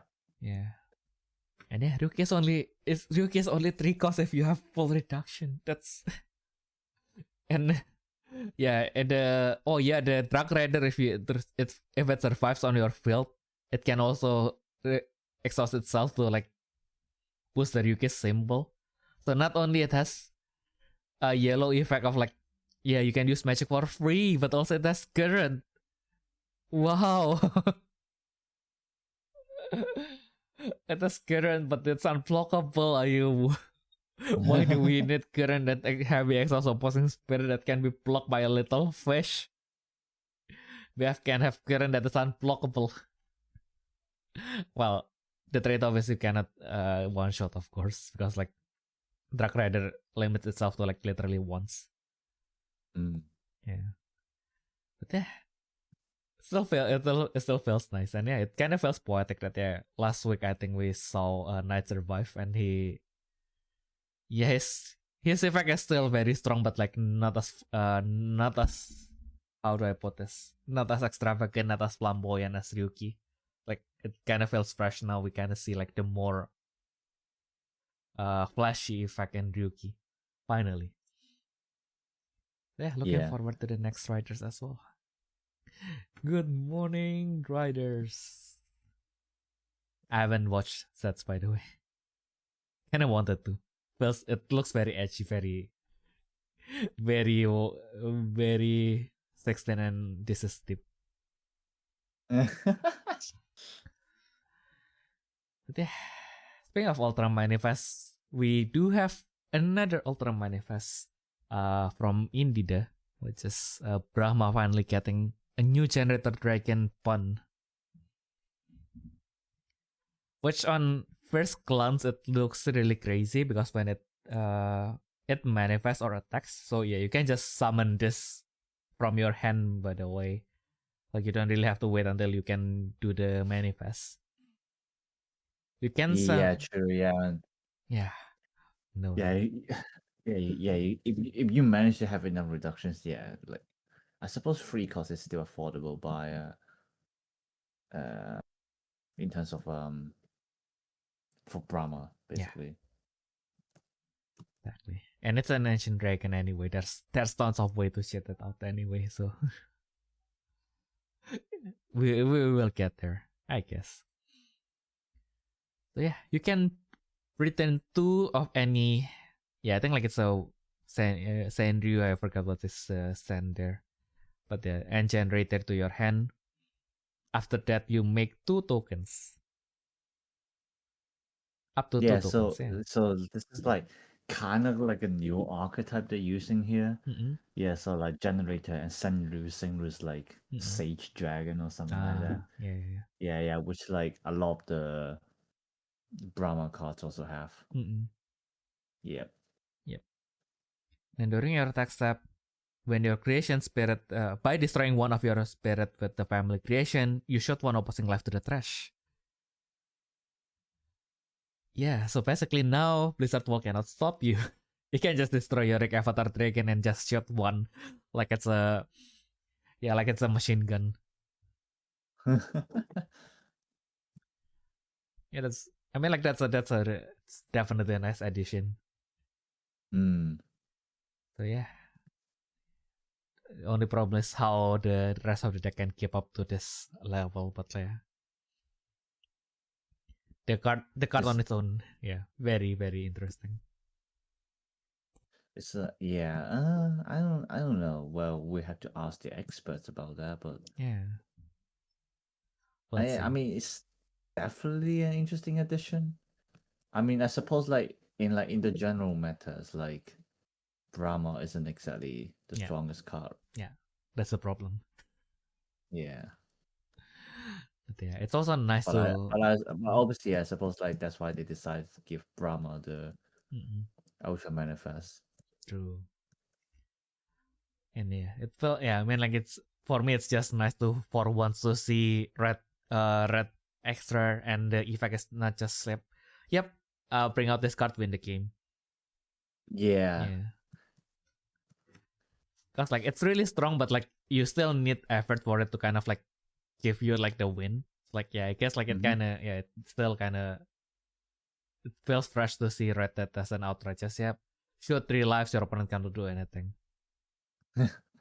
For once. True. Yeah. Does Yeah, not for shine once. dress. Does not shine dress such a double dragon. At the very least. Yeah, but yeah, we'll probably have to ask Toki because he's from like among us, I guess like he's the one who has like more experience playing Brahma, I guess. Eno also works. Ah yeah. Ah okay, we have Yeah. Enoch. Okay. Then yeah, we'll ask Enoch later. We'll get his opinion. And then speaking of Ultra Manifest, we have one for Aryan Rod as well because yeah, Brigade needs more love and yeah, here it is. So yeah, with the Ultra Manifest on cost 9 during your own turn.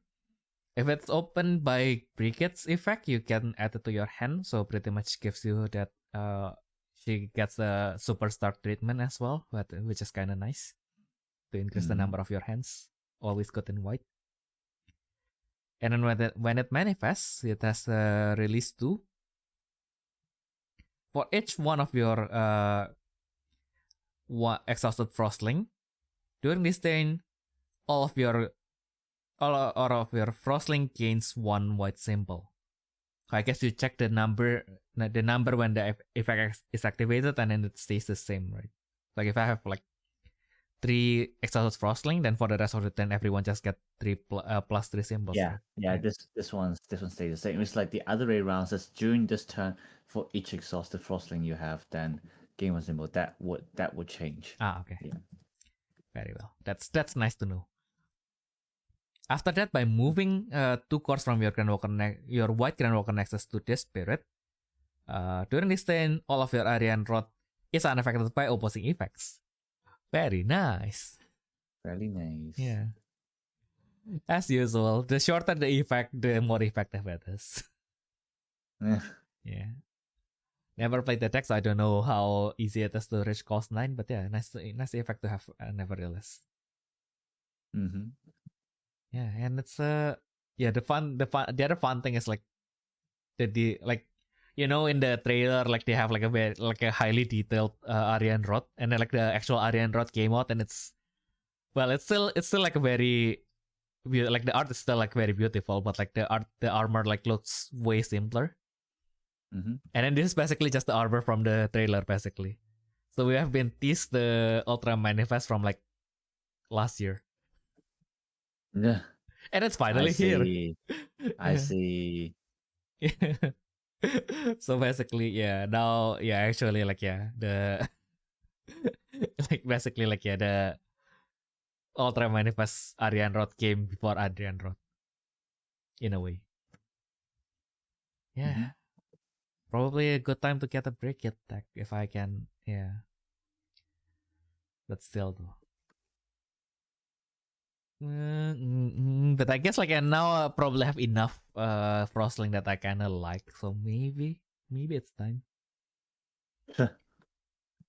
That's like, yeah, I mean, like this highly detailed armor, man. This is, yeah. I'm not saying it from like that perspective. I'm just saying that the arm, like the design of the armor, like really nice. Yeah, Fair enough. I am actually like no cap. I'm currently like just staring at the sword.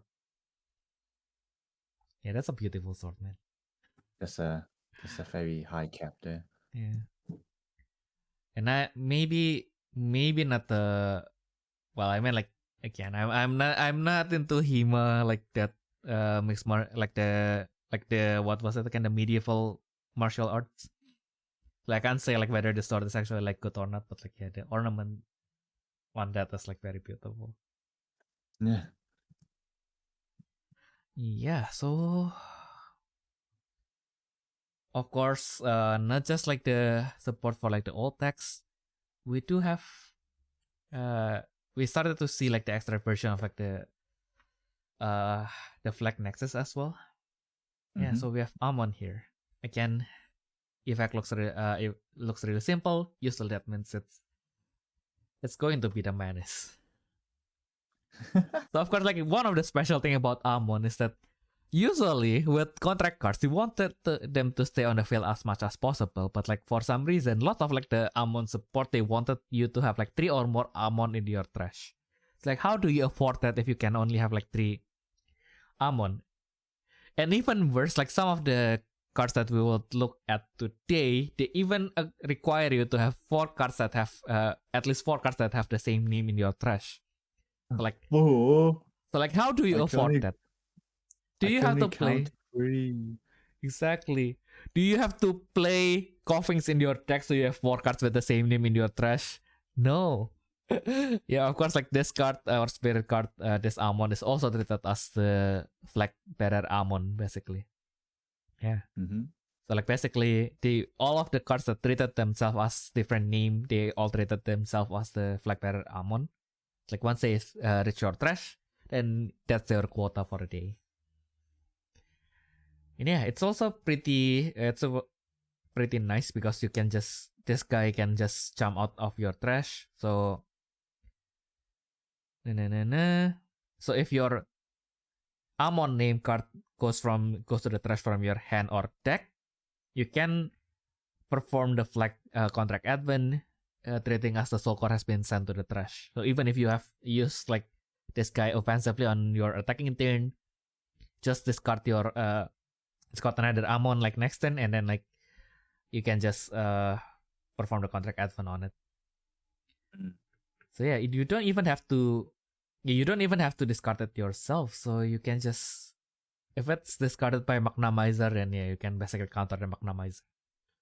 So I guess they unban the Magnamizer just to send a message.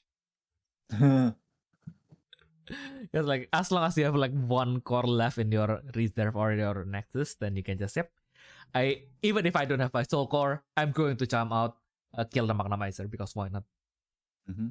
Because when it advances or attacks once per turn, same name, for each Amon in your trash, send 1 core from the opposing field to the trash. After that, during this turn, all of your banner race purple spirit gain one purple symbol. So yeah, which is I can kind of see like why it is once per the same name, because again this guy can just jump out from your trash whenever, and again like you have like lots of threat that can just clear your board. So like even defensively, this is still pretty big, because that means you basically just get like like 2 purple reduction out of nowhere. Yeah, which is pretty nice. So you can pretty much play your defense magic during your turn. Everything is +2. This is a deck that can resummon stuff from the trash. So even if your board got cleared, when you attack, you can just summon more stuff. They are also going to be like 2 symbols. Yeah. As usual. The shorter the attacks, the more of a menace it is. This one is kind of long. So we'll see. Like my wiki editor commented on how many times he sees the word trash on this card. Take a shot every time you see the word trash.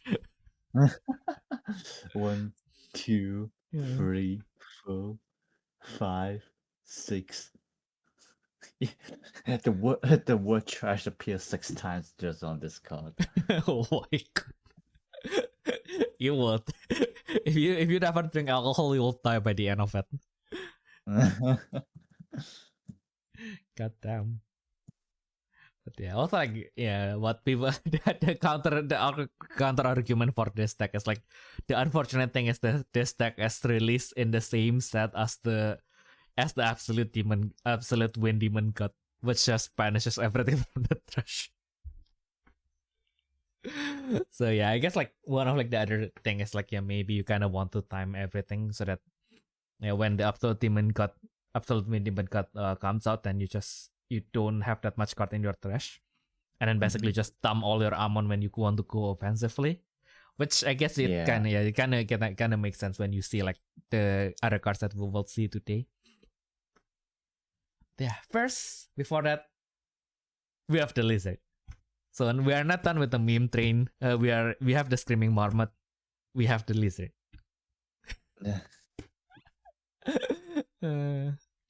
That's nice though. That's like 2 corpus by the way. So you can give 1 core each to this spirit and your platinum pack. And not to mention, if it is open from the deck by your Pandaris effect, you can bring out 1 token as well. So it's basically beating itself. Yay! The only part that I don't like is because I play Parvati, and it at level 2 it prevents setting Mirage for free. But then again, I realize I'm playing Parvati. I'm not playing. I am thankful that I'm not playing either Rahorakti or Chaos, because like I was like, okay, so I have to pay the original cost, which is 1. Huh. This is literally a flash wound. You know the meme like, this is just a flash wound, but like that guy basically lost his luck. But like no, this like in Parvat it's literally a flash wound. And of course we have been saying good morning Rider, and we finally see cards from Zeds from the starter deck actually. About time. We have seen like lots of cards from like the booster pack, and we like up until last week, we haven't seen too much from like the starter deck, even though technically it's going to, well, this time it's coming out together. I was like confusing with like the previous entry deck, and this one is going to be, like the other interesting thing is like unlike the entry deck, like starting from like the collaboration starter and the diva starter, like they're going to be like a full size starter deck. They're going to cost twice. They will have the cores already inside. And I think they have like a secret pack. So basically they're giving it like kind of like the mega deck treatment aside from like the full foil. Okay. Yeah, so basically you will get 1 pack that has like a random foil version of like the cards inside the deck inserted. Right. Yeah. Interesting. Yeah. But they will cost twice. And we will be drowning in cores again. Just like we already did, because Yeah, because it's not like you know, in a video that's going to come out probably by the end of this week or next week, I joked that you needed enough cores to rebuild the Great Wall of China. But What? by the end of the first rotation, we'll actually have like enough cores to rebuild the Great Wall of China. God damn it! But yeah, aside from that, first card for Zeds is of course like just like Gaim. It's a searcher for Zeds. Unsurprisingly, the 3 cost 1 reduction, which is I guess like that's going to be the standard for like the Comrade searcher. Can already search for Z spirit card. So yeah, that's where the limitation comes. I guess like now even with the cost researcher, just like Amar, you are limited to search for like one type of cards. And also you cannot for the spirit searcher you cannot search with for a card with the same name as the searcher itself. Yeah. Pichikam Impact. Yeah, so that's sets. But of course, sets are not the only rider that is coming up. We have X8 with the power of a very fancy shampoo going back in this Muteki gamer form. Kagaya keryu sei no kotoku ogo no saikyo keima hyper Muteki X8. Oh my god, why does that stuck in my head? That music is just too catchy, man. Yeah. Yeah, and the interesting thing about this guy, it is our first ever immunity in standard. Unsurprisingly, it's blue. So like just like Ryuki, which takes everything from yellow, this guy takes everything from white. But of course it's blue, so it's going to be limited to only one card type.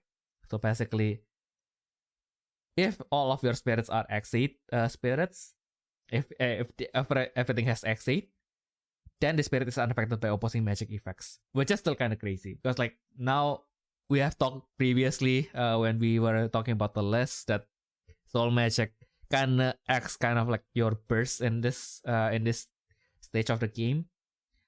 But now Flame Hurricane, Punish Gate, Tentacle Attack, Triple Thunder, Stamlance. What else? What else is there?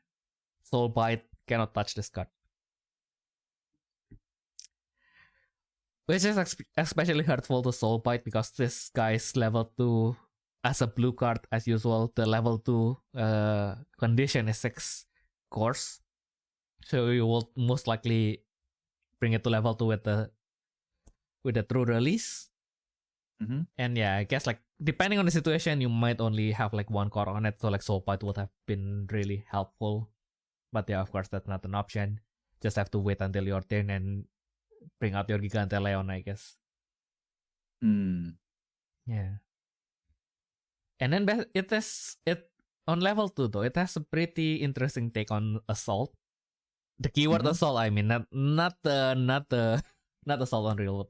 We have a keyword called assault, which I have to preface because assault is basically a keyword where you exhaust a nexus, refresh the spirit that has the keyword. So yeah, this guy, instead of exhausting your nexus, it exhausts your other spirits. So technically, it doesn't increase your number of attacks or blocks, but it increases the quality of like each attack or block. Because now everything is just this guy who is like 12k instead of your spirits that might have like lower attack, lower PP to attack or block. But and yeah, when we talk about Lugnas also, like yeah, this guy 12k, not really that much that can remove it, and the PP cannot be reduced during the opposing turn with magic. So that's another factor. So yeah, that's actually very nice. So yeah, I say that the Ryuki started with the flashy effect. This guy is literally, the effect is flashy, the art is flashy, and it comes out like last week. And it feels really fresh because like most of like the rider before Zeds, like most of them just stood there. And before Zeds, like this guy is like the first one that actually has like an action pose and kind of feels like the whole card. So like it kind of feels fresh to kind of finally see that. Yeah, but very well deserved. He is indeed like the hyper Muteki gamer. Yeah, it's a hyper invisible gamer. So like that's also why kind of the immunity makes sense.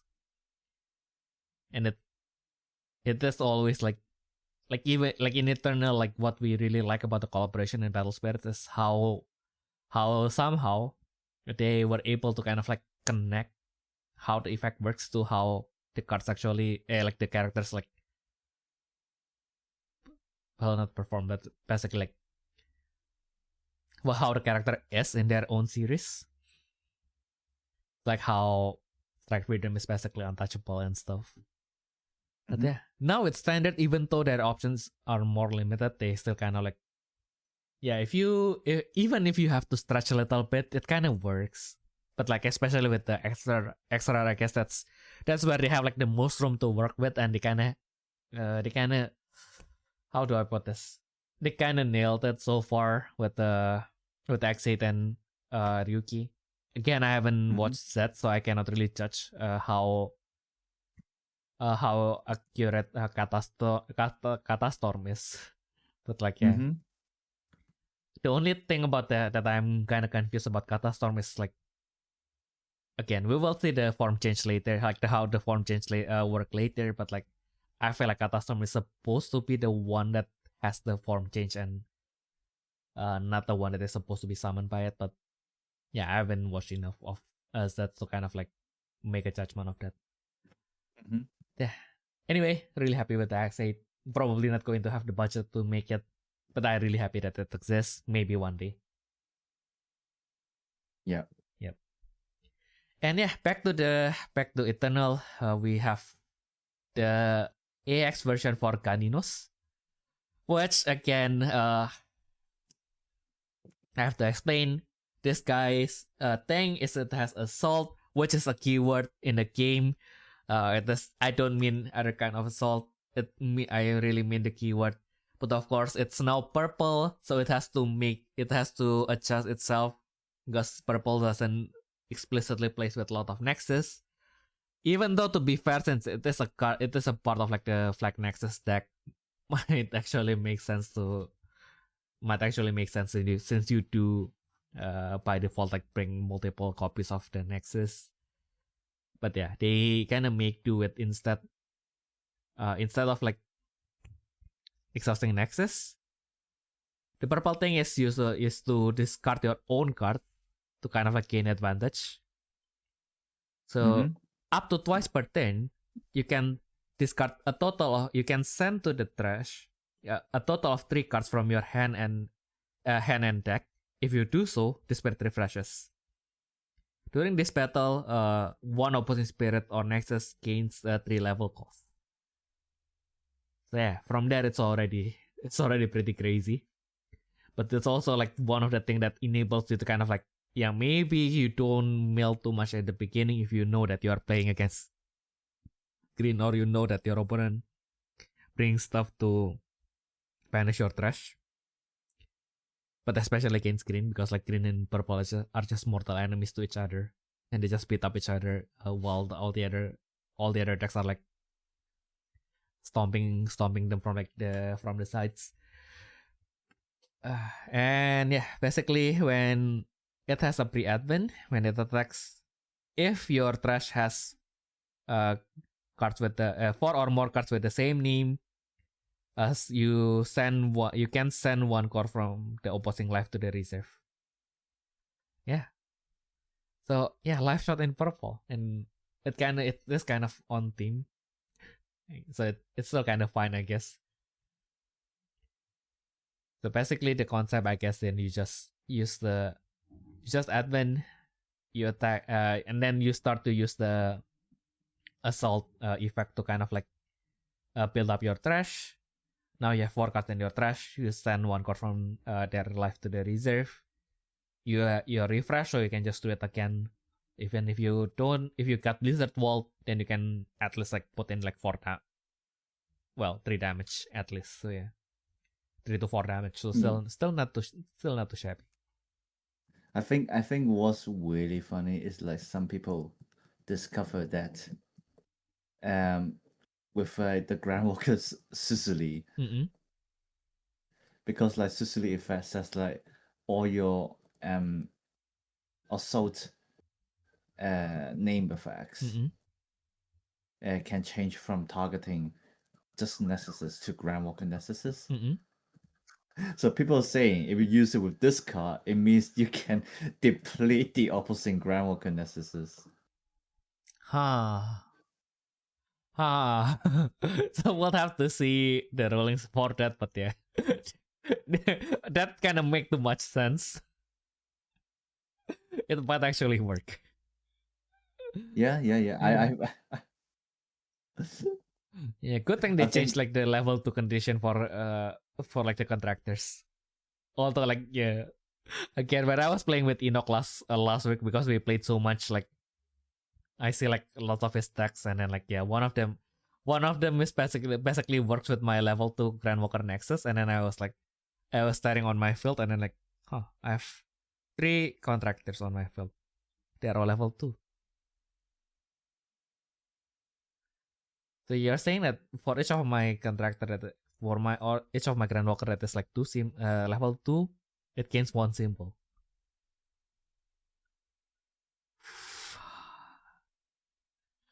That's a problem, because with normal Grandwalkers you can just use the course, and then they would level down. yeah. But with contractor, once your counter reaches a certain amount, usually they won't stay on level 2. So yeah.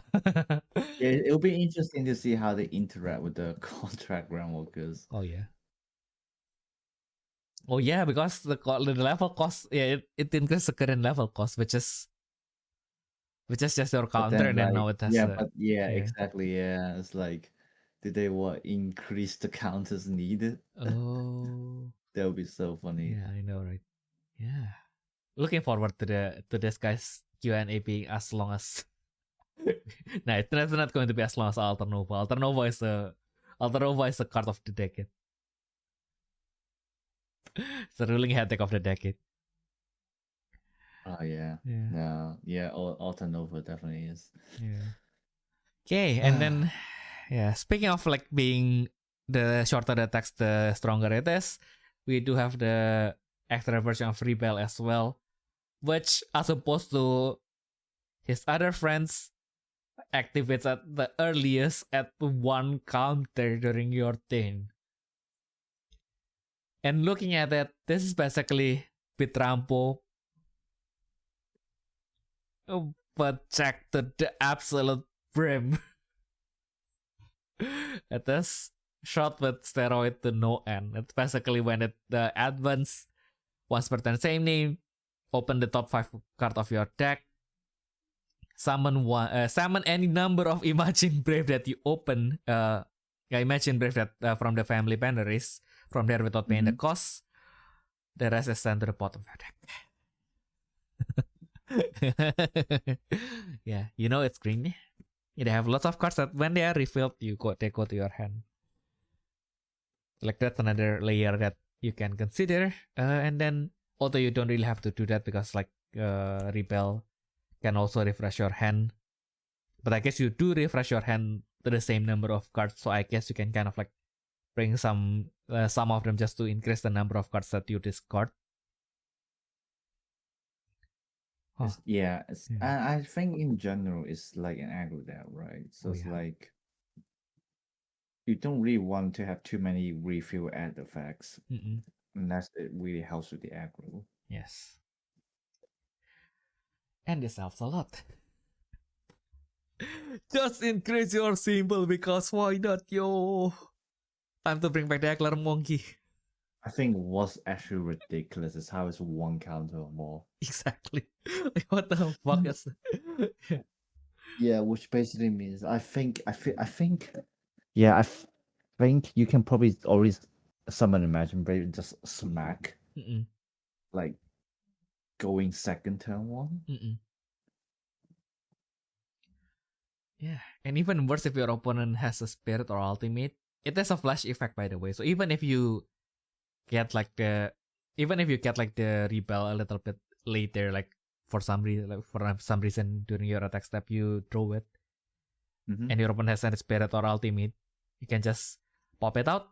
Heavy exhaust their, you use the flash effect, heavy exhaust their spirit or ultimate, refresh itself, and also it has the Imagine Brave on it, even though it cannot, at that point it cannot use the wind attack effect yet, but it's still a double symbol and it's going to attack again. And that's a scary thought to have. Yeah. Yeah. Even if your opponent managed to, even if your manage, if you, even if your opponent managed to play like Bloodshed Blade or something, like yeah, still go to 3 lives at turn 2. At this stage of the game, kind of scary still. Like because you know that they can't do it again next turn. Yeah. Yeah, This is like massive aggro decks exactly. again. Yeah. Oh yeah, speaking of aggro decks, like last week one of the deck that Enoch against me is basically Raw. And yeah, I remembered the fear once again. Like one of the games, like I literally just went because he used like the turtle and he checked a cost 4 and then like, oh my goodness, thank goodness. But the rest of that is like, yep, just put on 5 and then like, what do I do now?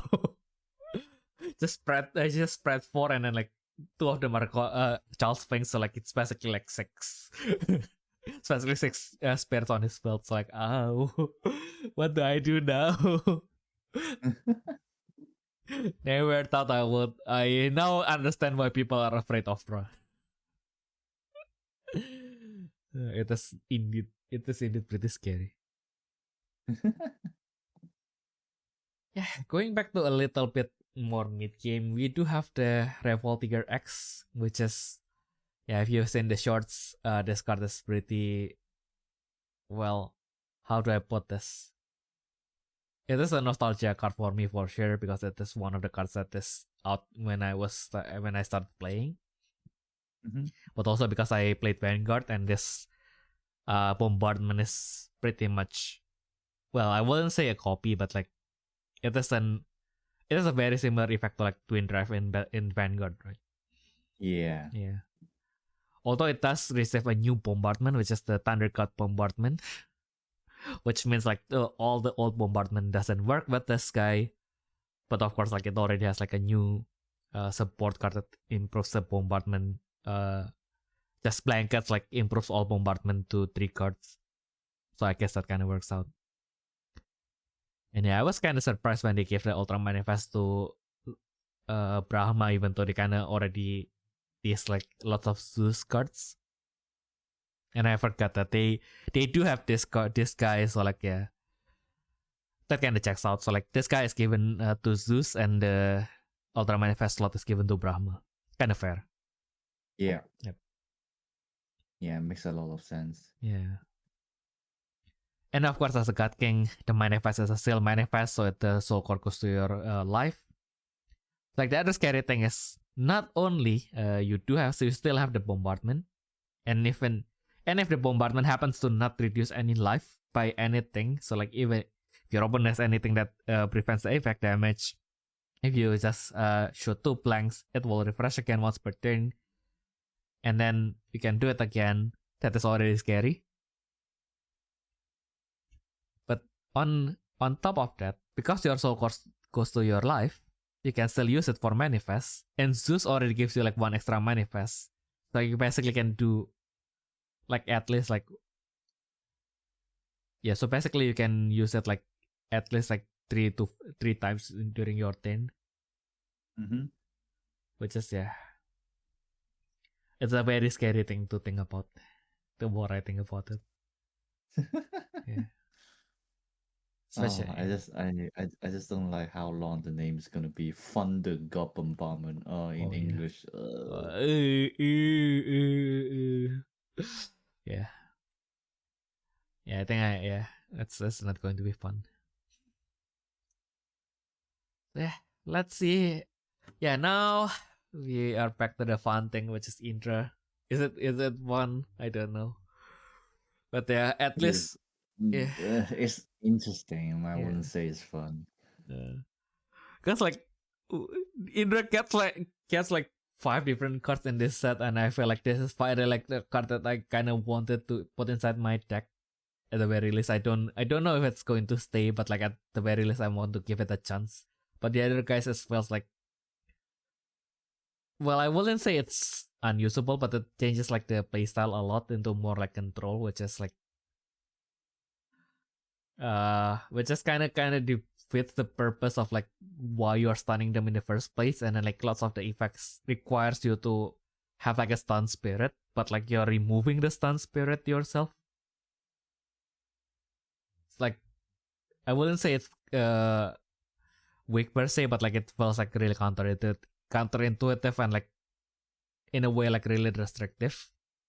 I think it's just like it basically just gives you a choice. Yeah, I guess You know, so. like for example, like even if they can attack, they may have some like really annoying effects going around. True.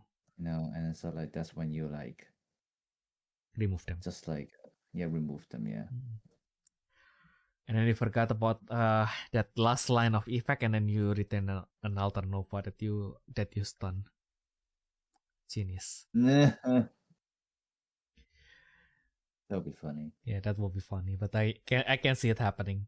And of course, this guy is drawn by our good friend Parasocially.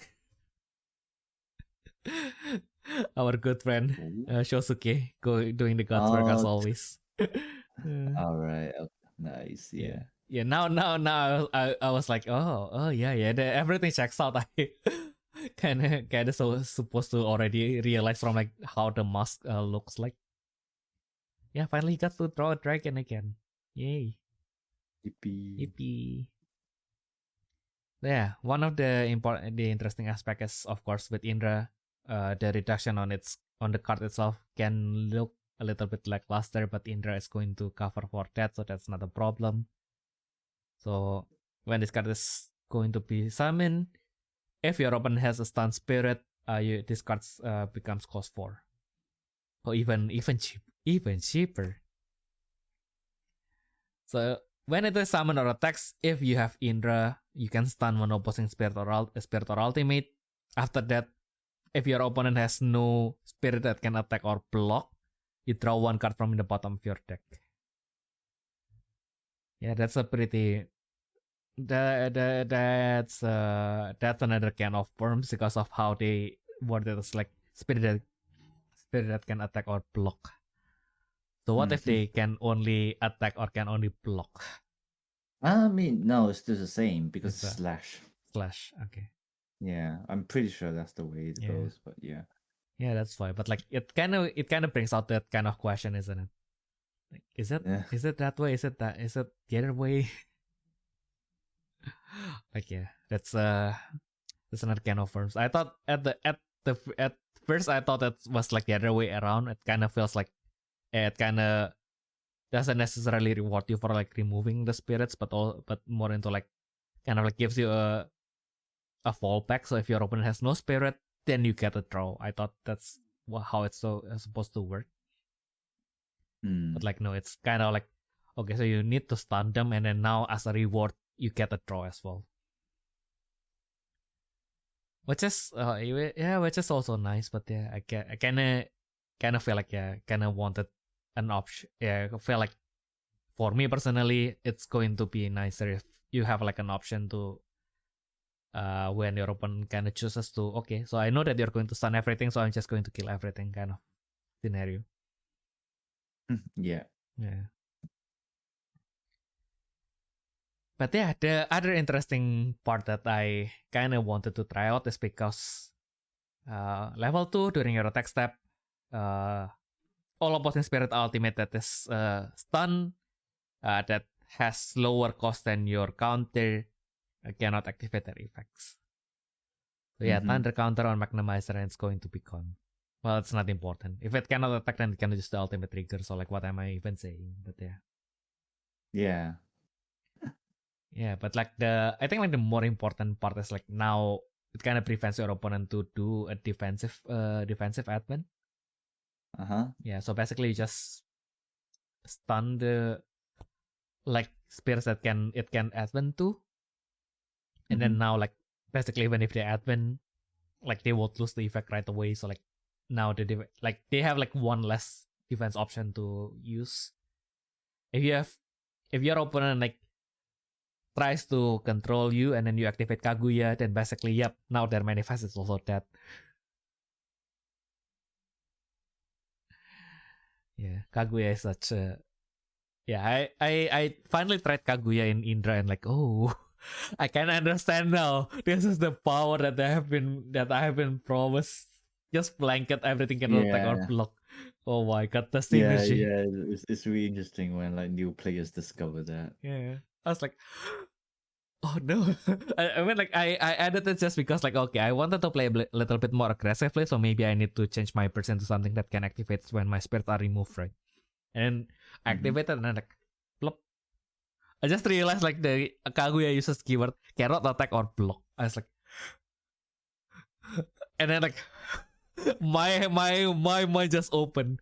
And then like I talk a lot about like how Enoch uses certain cards and it scarred me for like the rest of the week. And like I think like that single moment like scarred him for Kaguya. Because like after that, whenever I core charge and then like my Kaguya got thrown into trash, he was like, yes. he actually like celebrated my Kaguya being gone. One less headache to have. Oh my god, yeah. Nazuma. We will meet in 2 weeks.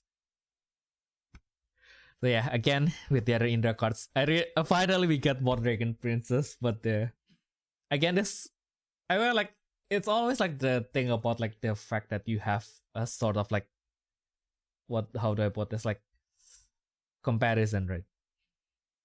Because like again this cost 5, so I guess the effects is not going to be as strong, and it activates when your spirits are destroyed. So now you are being compared to stuff like, let's say, the Clown Princess Trickster, or like even as an in-team burst, like you are being compared to stuff like Pegasati, for example, or we can compare to Gigotul, but like Pegasati is also a rare. This girl is also rare, and feels like now it's just summon. So one is like if your opponent has something that prevents you from activating effects on your field, then that's one less thing. Then that's one more thing to stop you from activating her effects. And then you retain one opposing level 1 spirit.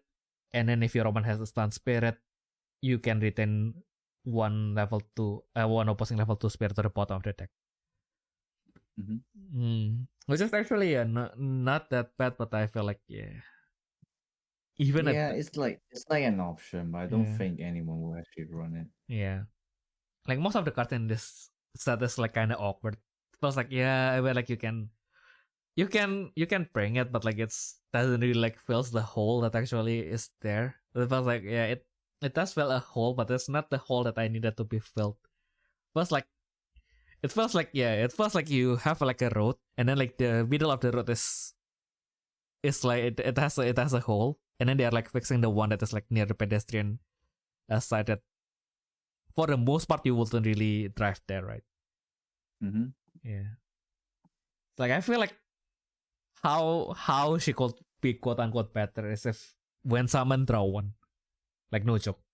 Even if her effects just like when summon draw one, that's already changes everything. You have a 5 cost you have 5 cost 3 reduction with Indra 4 reduction in team card that gives you a draw on summon. It already like changes a lot. Yeah, a draw would be really good. But Indra it's pretty broken even with the amount of draws they have now, so it's only like that's also the problem, right? Because like it's an aggro deck, so you can't give it too much consistency. So I understand that, but precisely because of that, like the only thing that it lacks is consistency. So like any amount of draw, like let it activate only at level 2. I don't mind. Give it like the old card treatment. If it's level 3 when it is summoned, draw 2 cards. Okay, fine. I can live with that. But yeah, also like only during this threat is also another thing that kind of brought her down because like yeah, this is in this day and age, your biggest threat is probably going to be purple. So like yeah, or white in that matter. Bloodshot Blade in particular. Like Yeah. yeah, I guess it still kind of works, but yeah. Yeah, looking forward to the secret nevertheless. And yeah, we have our last card to catch up for the day. And this card, we seen his other form like last week, I think. So Kamen Rider Paradox Puzzle Gamer level 50. So it has Did we get the other card? I yeah, can't I remember. think we have the perfect knock, either the perfect knockout or like the knockout. No, we have the higher cost version. So we don't have knockout fighter yet. We have the perfect knockout. Which is perfect knockout is like the Um, combination between this puzzle, this perfect puzzle, and that something knockout. I forgot. And then it combines it's into this perfect knockout. puzzle. Yeah. I think like this one is a perfect puzzle or something. Uh, I can't remember. Paradonga Gashato Kia Duarude Perfecto yeah, perfect puzzle, yeah. Okay. Yep. Sure. Yeah, so the important thing is when it is summoned with form change, you draw 2 and then you return 2 cards return 2 cards to the bottom of your deck. So that's one thing. So it is working with like the new form change mechanic that they are introducing for standard, which we kind of like introduced. We got this first from like Katastone, the Z's Katastone. Mm-hmm. So now we finally see like how the form change itself works. So like it is, yeah, Yeah, it's basically like on stage, but on your main step. yeah, and it's like the other way around. It's not like instead of attacking, you now need to have it exhausted or something like that. Exactly. So Yeah. yeah. So it is tied to conditions such as like this one is tied to the name. It has to be a palette. Palette and cost 5. So it has to be exactly Mm-hmm. cost 5. It is an invoke effect during your main step. If you retain this exhausted spirit to the hand, and then you summon one palette that is cost 5 that has a different name without paying the cost uh, to your field. Yeah. Yeah, you have to summon. So yeah. So now they kind of okay. I guess it kind of just they kind of make the Kotode like the side effect a little bit more It's clearer clearer, basically. yeah. Because like the previously, like if you translate the Kotode into English as like by doing A you do B, which kind of doesn't make which kind of becomes like kind of a logical nightmare because like you kind of have to explain that you kind of have to do both of the effects or unless or you cannot do both of them. Just kind of weird because like usually you do some It's basically extra things to remember, whereas in this like extra rulings to remember, but like in this case it's like yep it's very clear cut in yep like so if you can't do this then you can't do that yep kind of thing. Yeah. yep exactly. And then of course this effect can only be used by the same name card once per turn. Yeah, so basically they just put everything on the bottom now. Even though we already have like once per turn same name, but yeah, I guess like we have already seen this wording from Reverse Thunder, so it's not going away anytime soon. Yeah. Yeah. Yep. So basically, you are kind of like rewarded for attacking with this card, and then you can form change it. Which is still kind of like gives you kind of a risk because then it has only 6,000 BP by the way, like it can still die. Yeah, I mean it's blue. There's should be a lot of BP gain anyway. Yeah, like going to be interesting to see how the other the knockout fighter is going to look like. Mhm. But yeah, he's very stylish as well. He's like that one single hair like dropping in on his face, kind of like on a helmet. Yeah, I just realized that What? after all this time. Like so, What? you know that one hairstyle where it's just like they focus on one direction and then like you just drop it into your onto your face. Oh, Lamau. Yeah, yeah, that's a neat hairstyle to to choose from. But yeah, I guess yeah. With that, we have pretty much caught up with all the interesting news over the Golden Week. Wow. So yeah, don't expect that level of news next week because yeah, the Golden Week is special. This that's where most like the anime companies make their money, I guess. Because again, everybody is out there spending. I accidentally one of my trips to Japan, like accidentally it was during the Golden Week, so I didn't really understand what was going on. Like why is there like so many people outside? Also because like some of our destinations are like out of town, so like we are not really affected by like the crowd. So like yeah, thankfully. Also our first destination was the Tokyo Game Show, so like we are already kind of like used to the crowd at that point. Like you do, yeah, especially like the crowd for like the Square Enix booth, man, it's disgusting. You want to try out the new Kingdom Hearts? Good luck. I wanted to try like the new Atelier game. I line up like 3 times.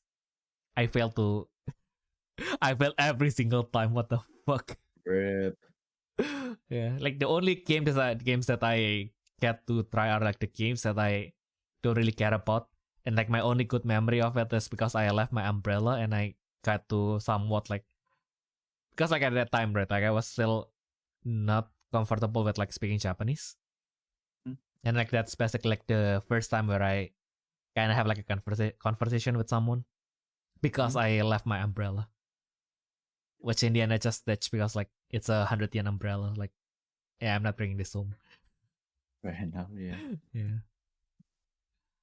Yeah, and the second conversation that I have is actually this is the fun part, right? Like because Lawson has this convenience store called Lawson, right? Yeah. Yeah, like they have a branch in Indonesia, and they have like the same point card, like their branding for the point card is the same. And then if I recall correctly, like when I went to Japan, like they kind of introduced an app for like their point card, and they say that so for the point card you can kind of like just when you go to other countries that also have Lawson, then you can just change the settings on your app, and then like your card can pretty much like collect points in other countries as well. That's what they advertised, but this was 2016, 2017. So of course nothing like works like as smooth as it is today. So I tried to do that, and then like of course like I went to Lawson, and then like the guys asked me like, do you have a Ponta, which is like their point card? Do you have the point card? And I was like, yeah, I have the Indonesian one. Can that work? And then like, I don't know. Can I try to scan it? Yes. Oh, I just had a full conversation in Japanese. Nice. About point cards. The most important thing in this world. Yippee. But yeah, I guess. Again, we have talked a lot about like the first ever large scale standard tournament and the news over the Golden Week where the tournament happened. So yeah, I guess next week we're going to have to scramble our mind to find out what to talk about, because now we have been very, very what was it again? We were handheld by Bandai this last 2 weeks, because last week they have the ban list. This week we have the Shin Kaihou Fest. So yeah, we have been handheld by Bandai for the last 2 weeks. So now next week is our first time going out by ourselves again in a while. So yeah. But as usual, if you do have any questions, comments, or requests, do feel free to send it to us to our email at therefreshsteppodcast@gmail.com, Or if you're listening to this on YouTube, do feel free to comment down below. Yeah, I managed to do that everything in one breath. And now it's about time for me to shut down my... Oh my god. I say that and I actually like almost fall asleep on my chair. Mm-hmm. Yeah. Guess come time to rest, but thank you everyone for joining us today as usual. I guess that has been everything that we can share for this week. We hope that you guys have a nice week going forward, and we'll see you all in the next turn. Bye bye. Bye. Yeah. And then, like I already used this joke last week, but my brain is actually empty. Yeah, I really need to go now. So I'll see you. See you.